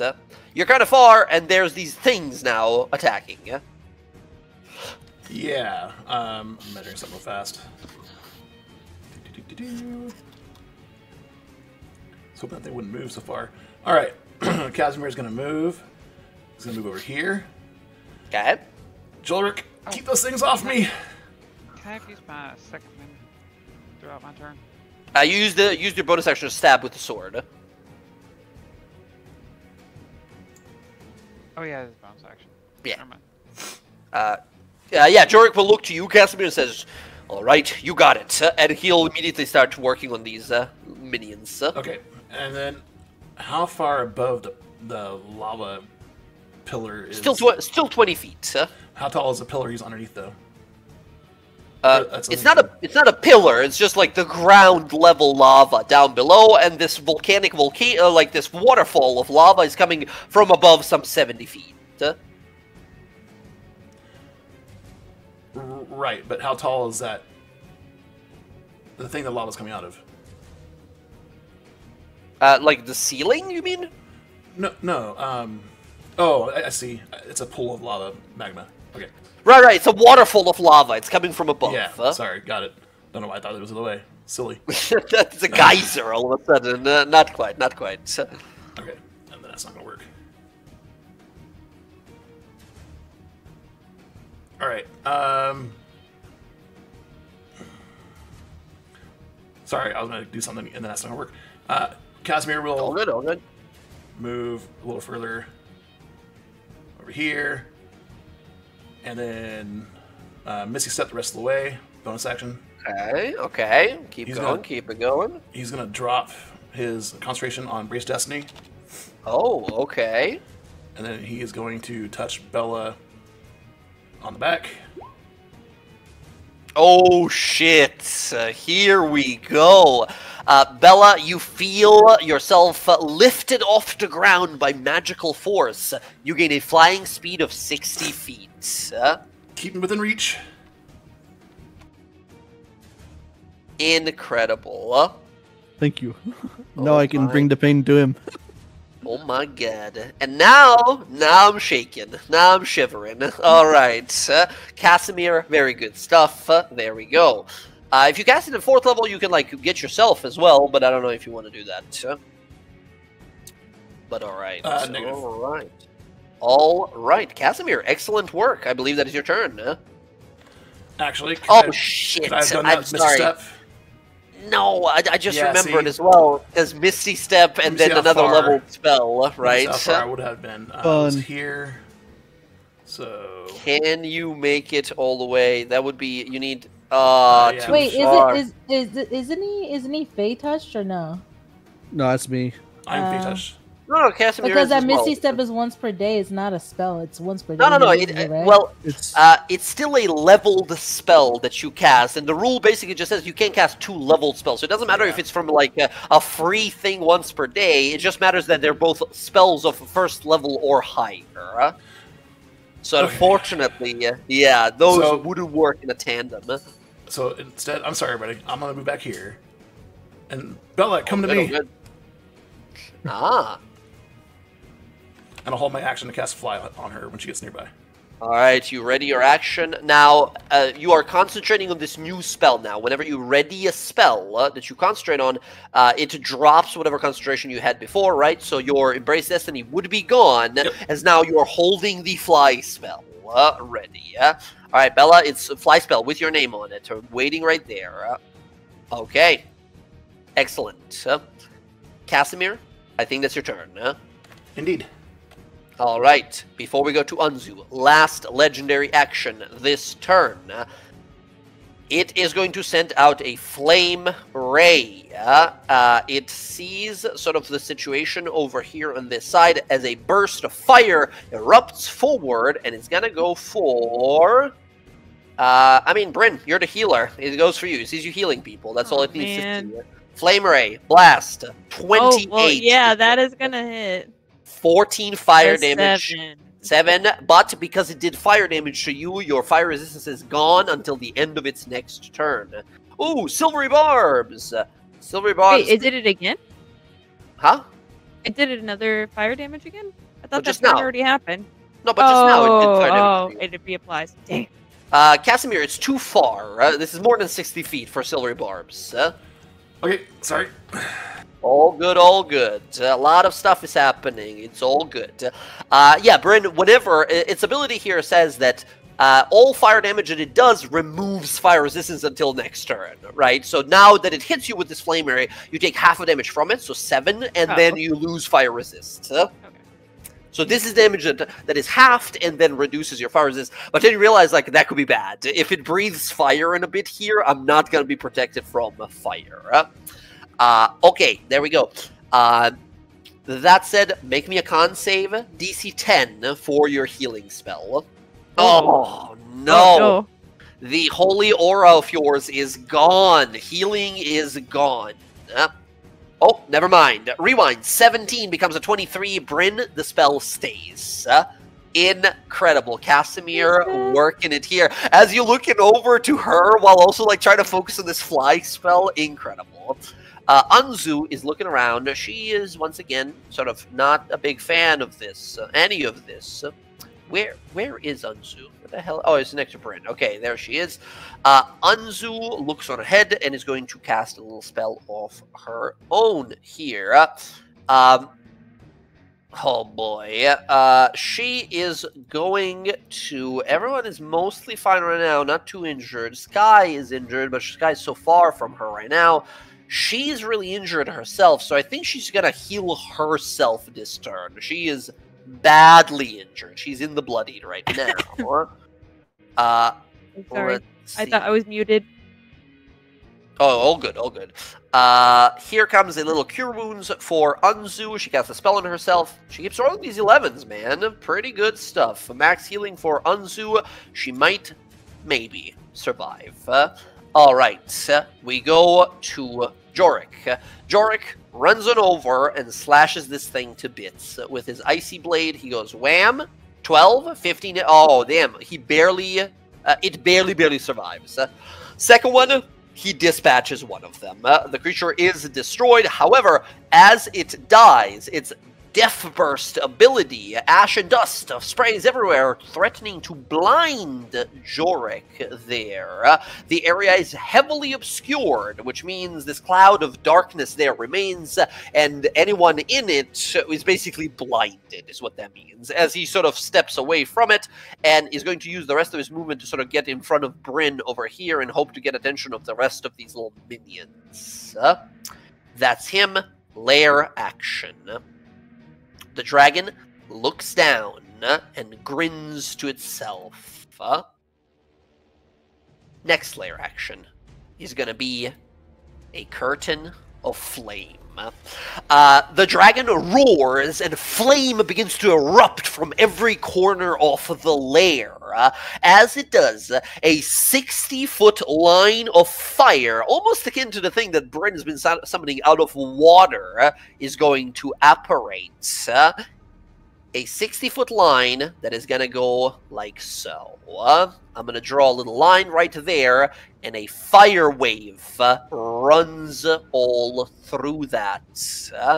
I'm going to do, let's see, can I do the freehand? Oh god, I don't want to do freehand, but that's alright. It'll be like so. Boom! Fire, like that. When this wall appears, Bella, your echo is instantly destroyed. Well, actually, it is not half damage on a success, so if you do succeed, it will as well. So, Bella, give me a dexterity saving throw as a wall of fire rushes from behind you down the rest of the lair. Fun, okay. It's a DC 15. If you succeed, you take no damage whatsoever. Nice. Let's go! Amazing. You take no damage from this, however, there is now a wall of fire in that path there. The wall is opaque, it is extinguished when it uses another layer action and such, blah blah blah, but it is opaque, which means none of you can see. This is a 10-foot wall that now none of you can see past without having to, like, walk through it or onto the other side. As the dragon looks down to Sky and Roxy, who are now trapped with it on this other side. As we go to the dragon's turn. This is where I roll a d6. 2. Nice. The dragon does not get its flame breath back. The dragon lands on the ground in front of Sky and Roxy and unleashes a flurry of attacks. 3 attacks as before. 1 bite, 2 claws. Sky, you are still the like scariest person in here. You've done so much damage to it. You jumped onto its back. It does not fancy itself a mount. It focuses all 3 attacks on you again. Sky, here comes bite, 15.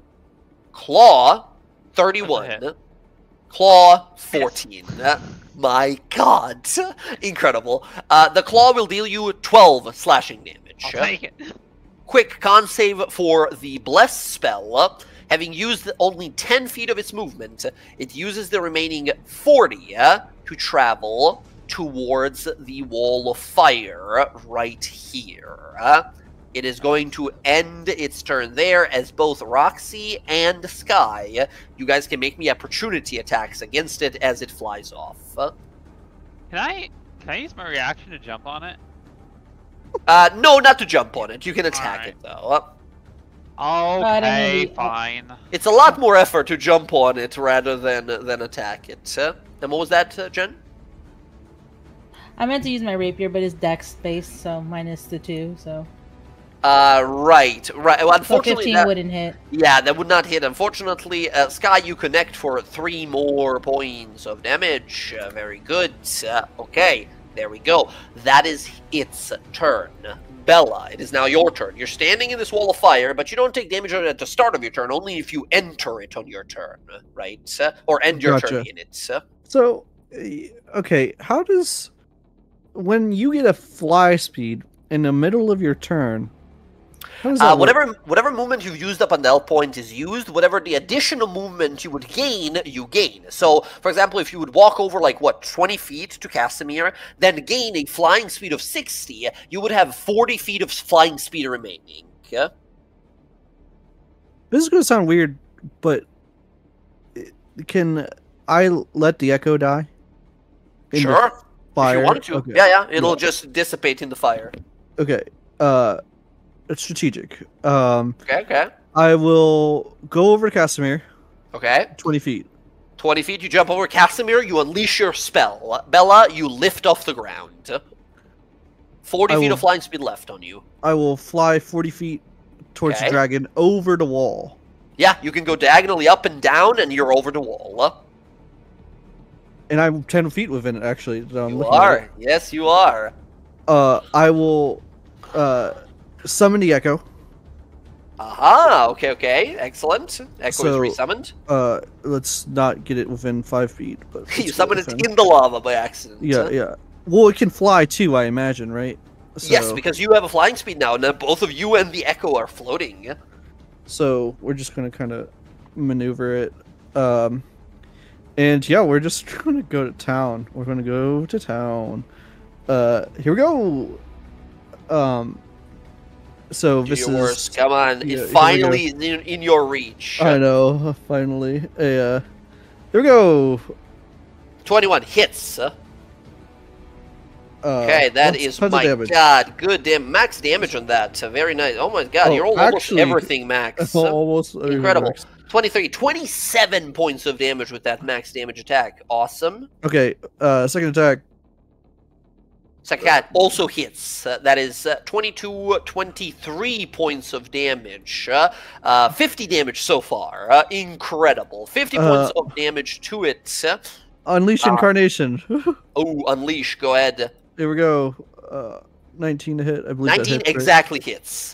That is additional 23 points damage. Okay, now I gotta pause your turn for just a moment here, as this creature becomes bloodied. You rush on ahead, slash and stab into it twice and thrice. As the creature is buffeted back and forth, shocked in the moment, it grits its teeth angrily and roars out, "Enough!" The entire place shakes all of a sudden.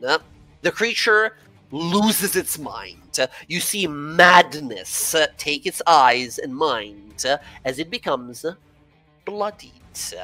When bloodied, 3 things happen all at once, and each is worse than the previous one. First thing that happens, you watch as these bleeding wounds that you've landed on it leave this magma flowing from it, as you realize it's same as the other ones now. However, any melee attack against it now will cause this scalding blood to splash and do damage to you. Even if I'm 10 feet away. This is just a straight up melee attack, whenever someone hits it with a melee attack, with piercing or slashing damage. Additionally, it uses its reaction immediately as its new ability activates, called Cornered. When its bloodied condition activates, it gets to immediately make a claw attack against a creature within range. It has a 5-foot range. You're 10 feet away. It can't attack you. Finally, the worst one. You watch as magma begins to gather in its mouth, and as its ability recharge, fire breath ability, activates. When first bloodied, its fire breath is instantly recharged for next turn, as it begins to gather this powerful magma in its mouth. Bella, it's bloodied. It's still your turn. You realize, like, oh my god, it's just doubled in power all of a sudden. This is about to be really fucking rough. Do your worst. As also, I mean, I think you realize what this means. It has its fire breath attack, and now if you hit it, you'll take fire damage, and you'll lose your fire resistance if you damage it. Oh, crap. I didn't think about that. Yeah, right? As you realize that's the combo, right? As you're like, oh, shit. No, what I was concerned about is it instant kills my Echo. That's what's stupid. Yeah, also yes. Also yes, it will instantly kill your Echo. So, because it does damage back now. Yeah, like, not even like, 5 feet, but it's like, just does damage. Yeah, that's... you guys watch as it's just roaring, its mouth open, saliva flying everywhere. It's bloodied. It's close to death. But it is fully lost its mind as that madness that you've heard about, that, like, Dragon King Thordak takes his progeny as well. It's whatever. Here we go. We're going all in. Action Surge. Action Surge. Let's fucking go. Oh, out of curiosity, so is the coal doing more damage? It doesn't seem to be doing any additional damage to it. That's surprising to me. Interesting. Okay. Considering it's fire. So... it is fire, but it's a dragon still. Dragons seemingly they're not as easily vulnerable as other elemental creatures. Right. Okay, no problem. Here we go. Keep fucking it up. Keep messing it up. Nice, because of the bless that hits. All right, you hit it. You take 6 points of fire damage. Oh my gosh. Okay. That is additional 19 points of damage. Your fire resistance is removed as its molten blood melts away your protection. So that technically is 3. Sorry? Oh, right, because that's the first damage it does to you. Yes, that is 3 only points of damage. Yeah. All right. Okay, next attack. That hits, absolutely. That is going to be additional 16 points of damage. Awesome. Same thing happens again. Fire, only 1 point of damage. No problem. And then I'm just going to unleash on Incarnation. I gotta kill it. So yeah, absolutely. The Echo will stab through it and sort of get incinerated as it lands or attacks here, if it hits. 17 will miss, unfortunately. So the Echo remains. It remains, yeah, okay. All right. Good damage, but... you do a total of 108 damage that turn. The creature is extremely wounded at this point.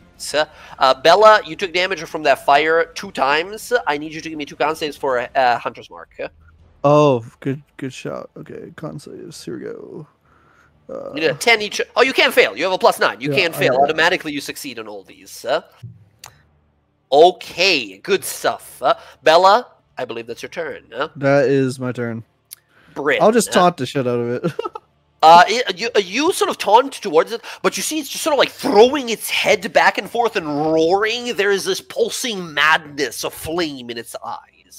It's as if it like forgot you're there for a minute. It just went insane in that moment. Okay, Bryn, I see you scooting up to the firewall.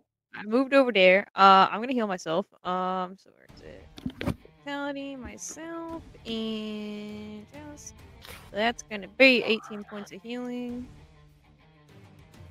All right, that's a lot better. I don't know. He's kind of fire elementally, so I'm gonna drop 20 gallons of water on his head. Okay, absolutely. You conjure up the water. As you do, the water sort of falls onto it and begins to burn into it. Here's the thing. Water does not do anything like damage-wise. He's not susceptible to water, but he is made out of fire, so it only does make sense. I will say, rather than this spell like being like negated fully because that's not how the monster work and such, I'm gonna make it make a con save, and if it fails against your DC, because of the water and the steam that will gather, it will be blinded until the end of its next turn. Does that sound fair? Yeah. Absolutely. Here goes a con save. What's your DC? Hold on 1 second. Just making sure I'm in range of him for another thing. Oh, it is 17. you need to see where you're doing this, because, like, there's an opaque wall. There's, like, a fully fire-blinding wall in front of you. I do. Drop of Clean water. It just says 30 feet, range. Falls as rain in a 30-foot cube, extinguishing, destroy, water, destroy. I don't think How you need to tall is see. he? He is about, like, I don't know, he's more like he's not tall, he's a huge creature, but he's got like a 30-foot wingspan, and he's like as big as a horse, maybe, right? Oh, so, I didn't know if he was higher than 10 feet. That's why. 12 foot, probably? Oh, no, oh, that's right, he's 20 feet in the air. You can totally see him flying above the wall. Absolutely, that works. What's your DC? 17. That's a 9. That is a natural 1. The dragon is blinded as water falls down from it. While blinded, it has disadvantage on all attack rolls, and all attacks against it have advantage as rain falls inside this volcano. Amazing. Bryn, that's your action to summon the rain. Yep, and I bonus action healed myself. So Healed yourself. All right, Bryn, that's your turn. We go to Roxy next. Roxy, this thing's blind. I know I get advantage already on that, right? I have to move to be able to see it, right? You do see it. I believe you do see it from there, right? Okay, I can see it. Okay, I didn't know if this the wall is over here. Okay. The wall is blocking this way, so you can totally see it on your side. All right, so shoot it. All right. Take aim, fire. I know I get advantage on this, but I'm gonna use that for strike. I'm gonna use my last spell slot. Well, thank you for reminding me there. Actually, those minions should have gone. We'll have them go You after. want me to wait? You want me to wait? No. We'll go. After? Whatever you prefer. Well, I'd rather the minions go, because if they start going this way, like towards Sky, I want to be able to shoot them versus the dragon. Understood. Okay, they're going to take their turns then. That does mean that this one rushes up here, this one rushes up here, and this last one is actually going to go for Bella as well over here. The smoke methods pass through the fire without being damaged by fire. They are immune to fire damage. The magma ones go for Casimir, 2 of them here. One is going to go for Unzu, one is going to go for Jorik over here, and they're going to begin their sets of attacks. Bryn, we start with you. Here's a single claw attack. That is a natural 18. That hits. You will take 5 only slashing damage. But that does mean con save. Oh, yeah. Oh, I think I cut out. Well, maybe the music button cut out. I'm not sure. Con save. Con save, you're good. That's all you need. Bella, 2 attacks against you from these little minions that approach. Blam Blam. Oh my god. 17, I think, will miss you there. Yeah, however, the misses, 24 supernatural 20, the supernova natural 20 for 1 extra point of crit damage. That is 5 points of damage total to you. Bella, con save you don't need, because once again you have a +9 bonus. Excellent. These magma guys fly on up here. Let's go with Jorik. Jorik is going to get 1 claw attack against him. That's a miss. 1 against Unzu. That's an 18. That's a hit for Unzu. Unzu will take, that is 6 points of damage to Unzu. Casimir, you get 2 of these little guys on you. 1 is an 11. 2 is a 15, which I think barely clips you. Ooh, shield from the Abjurer's Gilder protects you. You take no damage. Incredible. Roxy, go back to your turn now. Let's go back to your turn. Okay. Yeah. So I'm gonna Zephyr Strike. I want to be able to add more damage to it. I know I get advantage, but I want to add more damage to it. Yeah. Good thinking. Good thinking. Oh my god! Another super 20. What the fuck? Okay. Yeah, roll the oh my god, this is gonna be so much damage. I'm so glad I added that fucking roll the Zephyr sneak Strike. attack, roll the double Zephyr. Oh my god, that is 25, 15, 10, 50 exactly points of damage here. You take aim as the creature inhales, says, "I am the heir to the flame. My father will scorch this earth where he couldn't. I will super..." As he's talking, Roxy, what does this kill shot look like? How do you kill Thordak, heir to the flames? She's gonna shoot him right through the mouth while he's talking, and goes right through the back of his head. A magically empowered arrow blasts into the top of this thing's open mouth and bursts out of the back where its brain would be. Its eyes grow dull for a moment as it gurgles and then chokes on its own vile blood. 50 points of damage is enough to kill it. As it falls down, and like a blender of attacks, the entire party joining in as the creature hits the ground. All of these method creatures realize that immediately the fight is up, right? While they flee, you guys can easily strike them down. But that will end this combat. Nicely done, everyone. What is with the crits today, you guys? Oh my god, all of you. Incredible. The fiery fields around you rumble and shudder and shake as the... Oh, I deleted him as well. Hold on, let me put him back on the field. He does land there and just sort of slams unceremoniously into the floor without any power left within the Thordak. Oh, he's tiny. Why is he small? Look, he got cold. There we go.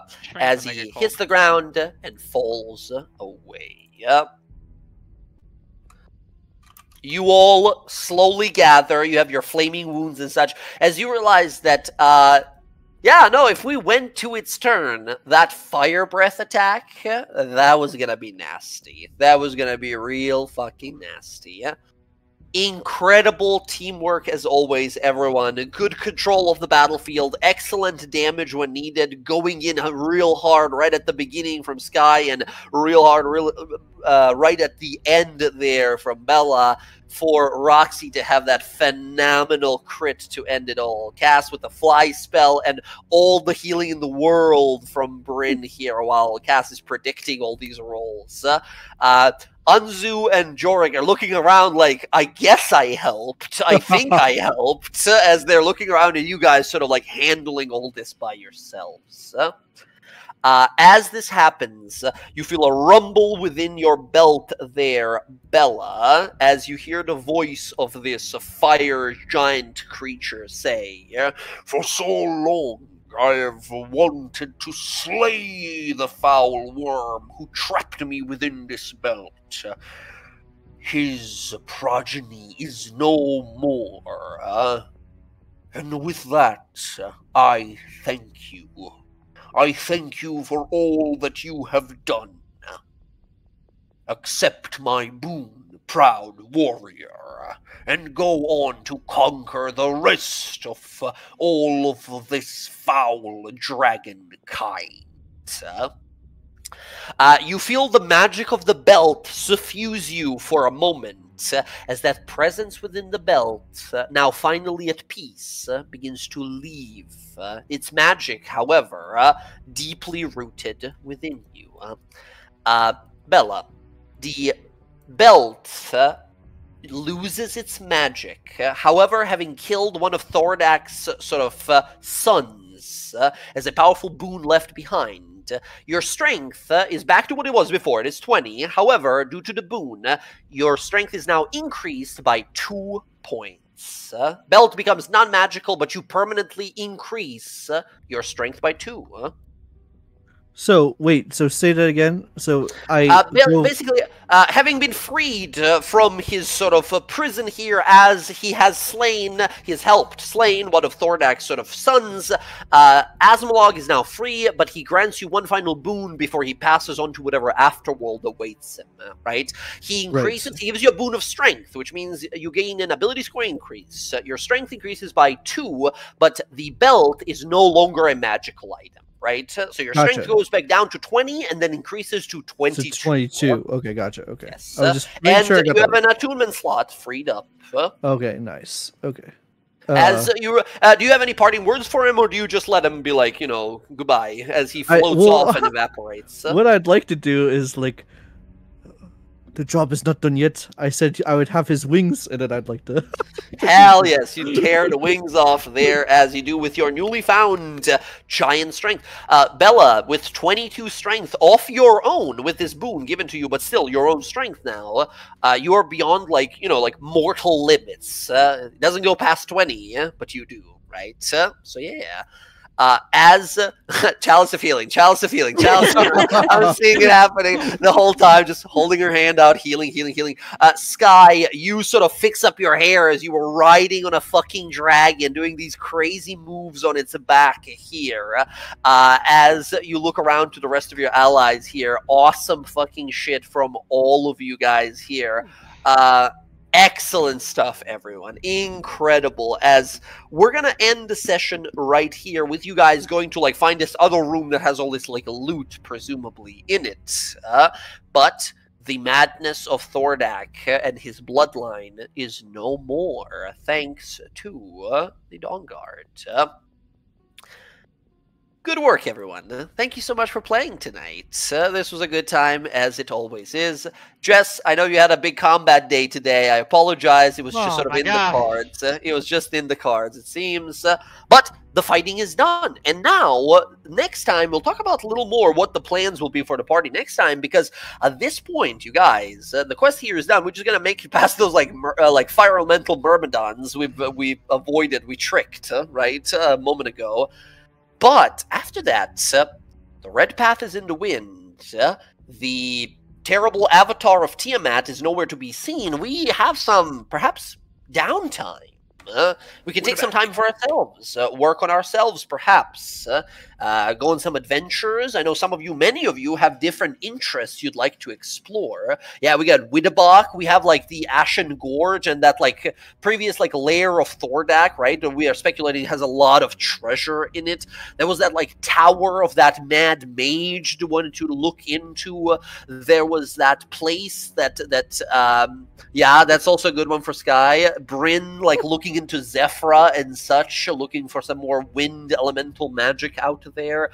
Sky and that, like, where that hideout of the red path might be that we have, like, no information on. We have quite a few things to sort of look into. Right? So, you guys, for the next session, keep in mind just like a loose idea of what you would like to achieve, and trust that I will over-prepare and hopefully anticipate what you might want. Hopefully. If we do downtime, how much downtime time would we possibly get? Realistically, you can take as much as you want to, but at some point, I will, you know, tell you guys, like, so this happens, and then we have to deal with whatever happens, right? So, Didn't they say, like, a month that page we're going to fall into the... Yes, you have about a month until that meteor that you were told about, like, the comet is supposed to bring back one of these pages. As you guys have heard, these pages just sort of find their way back to existence after being destroyed, aka this one might have been destroyed and is now making its way back.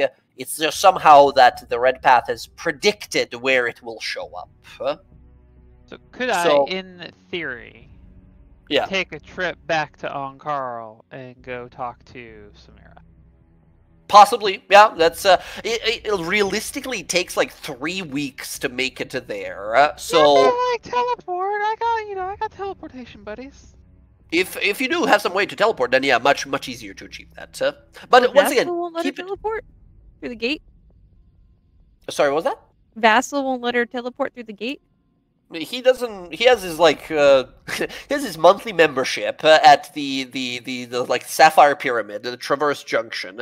So like, if you ask him, I'm sure he will acquiesce. But once again, for now. We are still in the terrible volcano. We got to make our way out of here, right? But after that, keep in mind that, like, hey, we might have like a month of downtime, right? To do what we need to do, to look into what we need to, because Red Path is nowhere to be seen, and we know they might show up in a month looking for this page.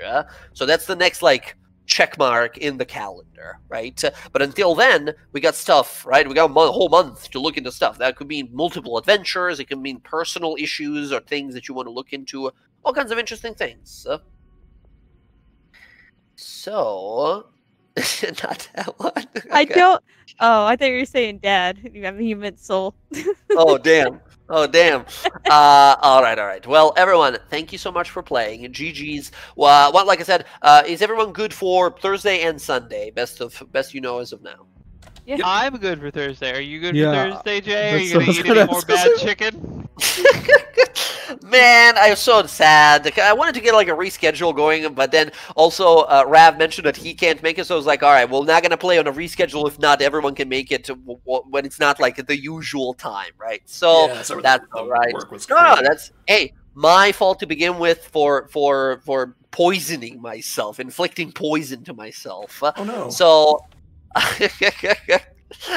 We'll hopefully should be totally fine and good to play as we should. On Just be Thursday. a Yanti, man. Oh man, if you guys could choose one sort of fantasy race as per like the stats they have in D&D, what would you choose to be? IRL. High elf. Oh yeah, hard to say to high elf. You just know magic. You're living. No. I want the immortality. Immortality's pretty dope. That is pretty dope.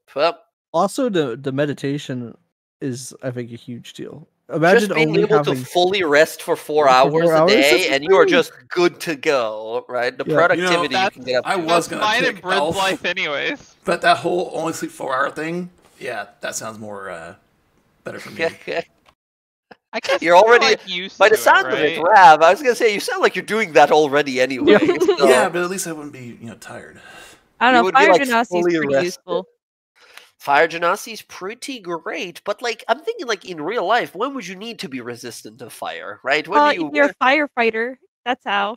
Okay, well, fair enough. You're gonna be the best firefighter ever. No, All right. I have to Goddamn. get realistic. It felt like a personal attack against me as soon as I spoke up. God damn.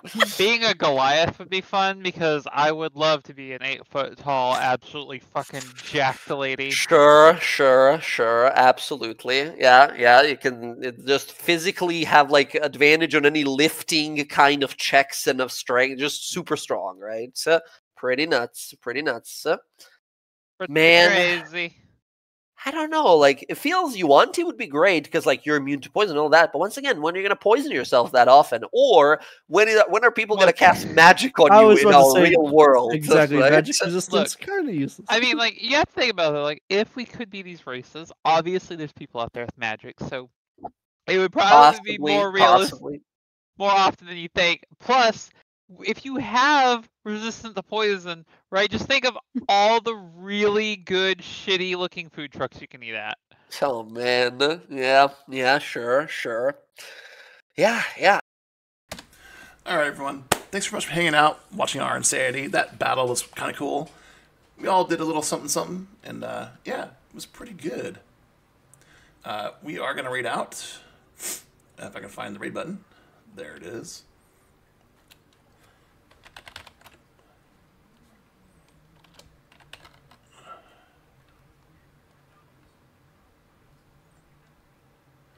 Yeah, we are gonna go see Chicken Burrito, who was in here earlier. Thanks for the stream. Sorry to talk much. No worries, Kiyoshi. I'm glad to see you. Glad to see you hop in. And I saw that you played D&D like a month ago. I keep looking forward to that. And I'm like, okay, all right, I'm looking forward. Just let me know if it's coming up pretty soon. Everyone, have a lovely night.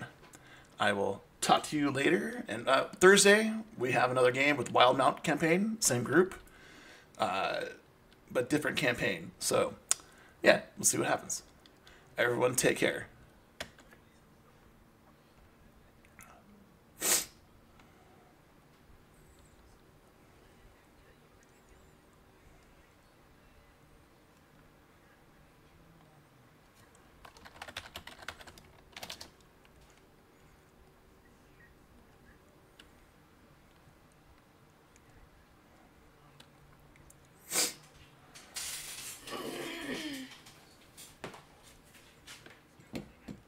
Your game's over? Or you just getting off stream?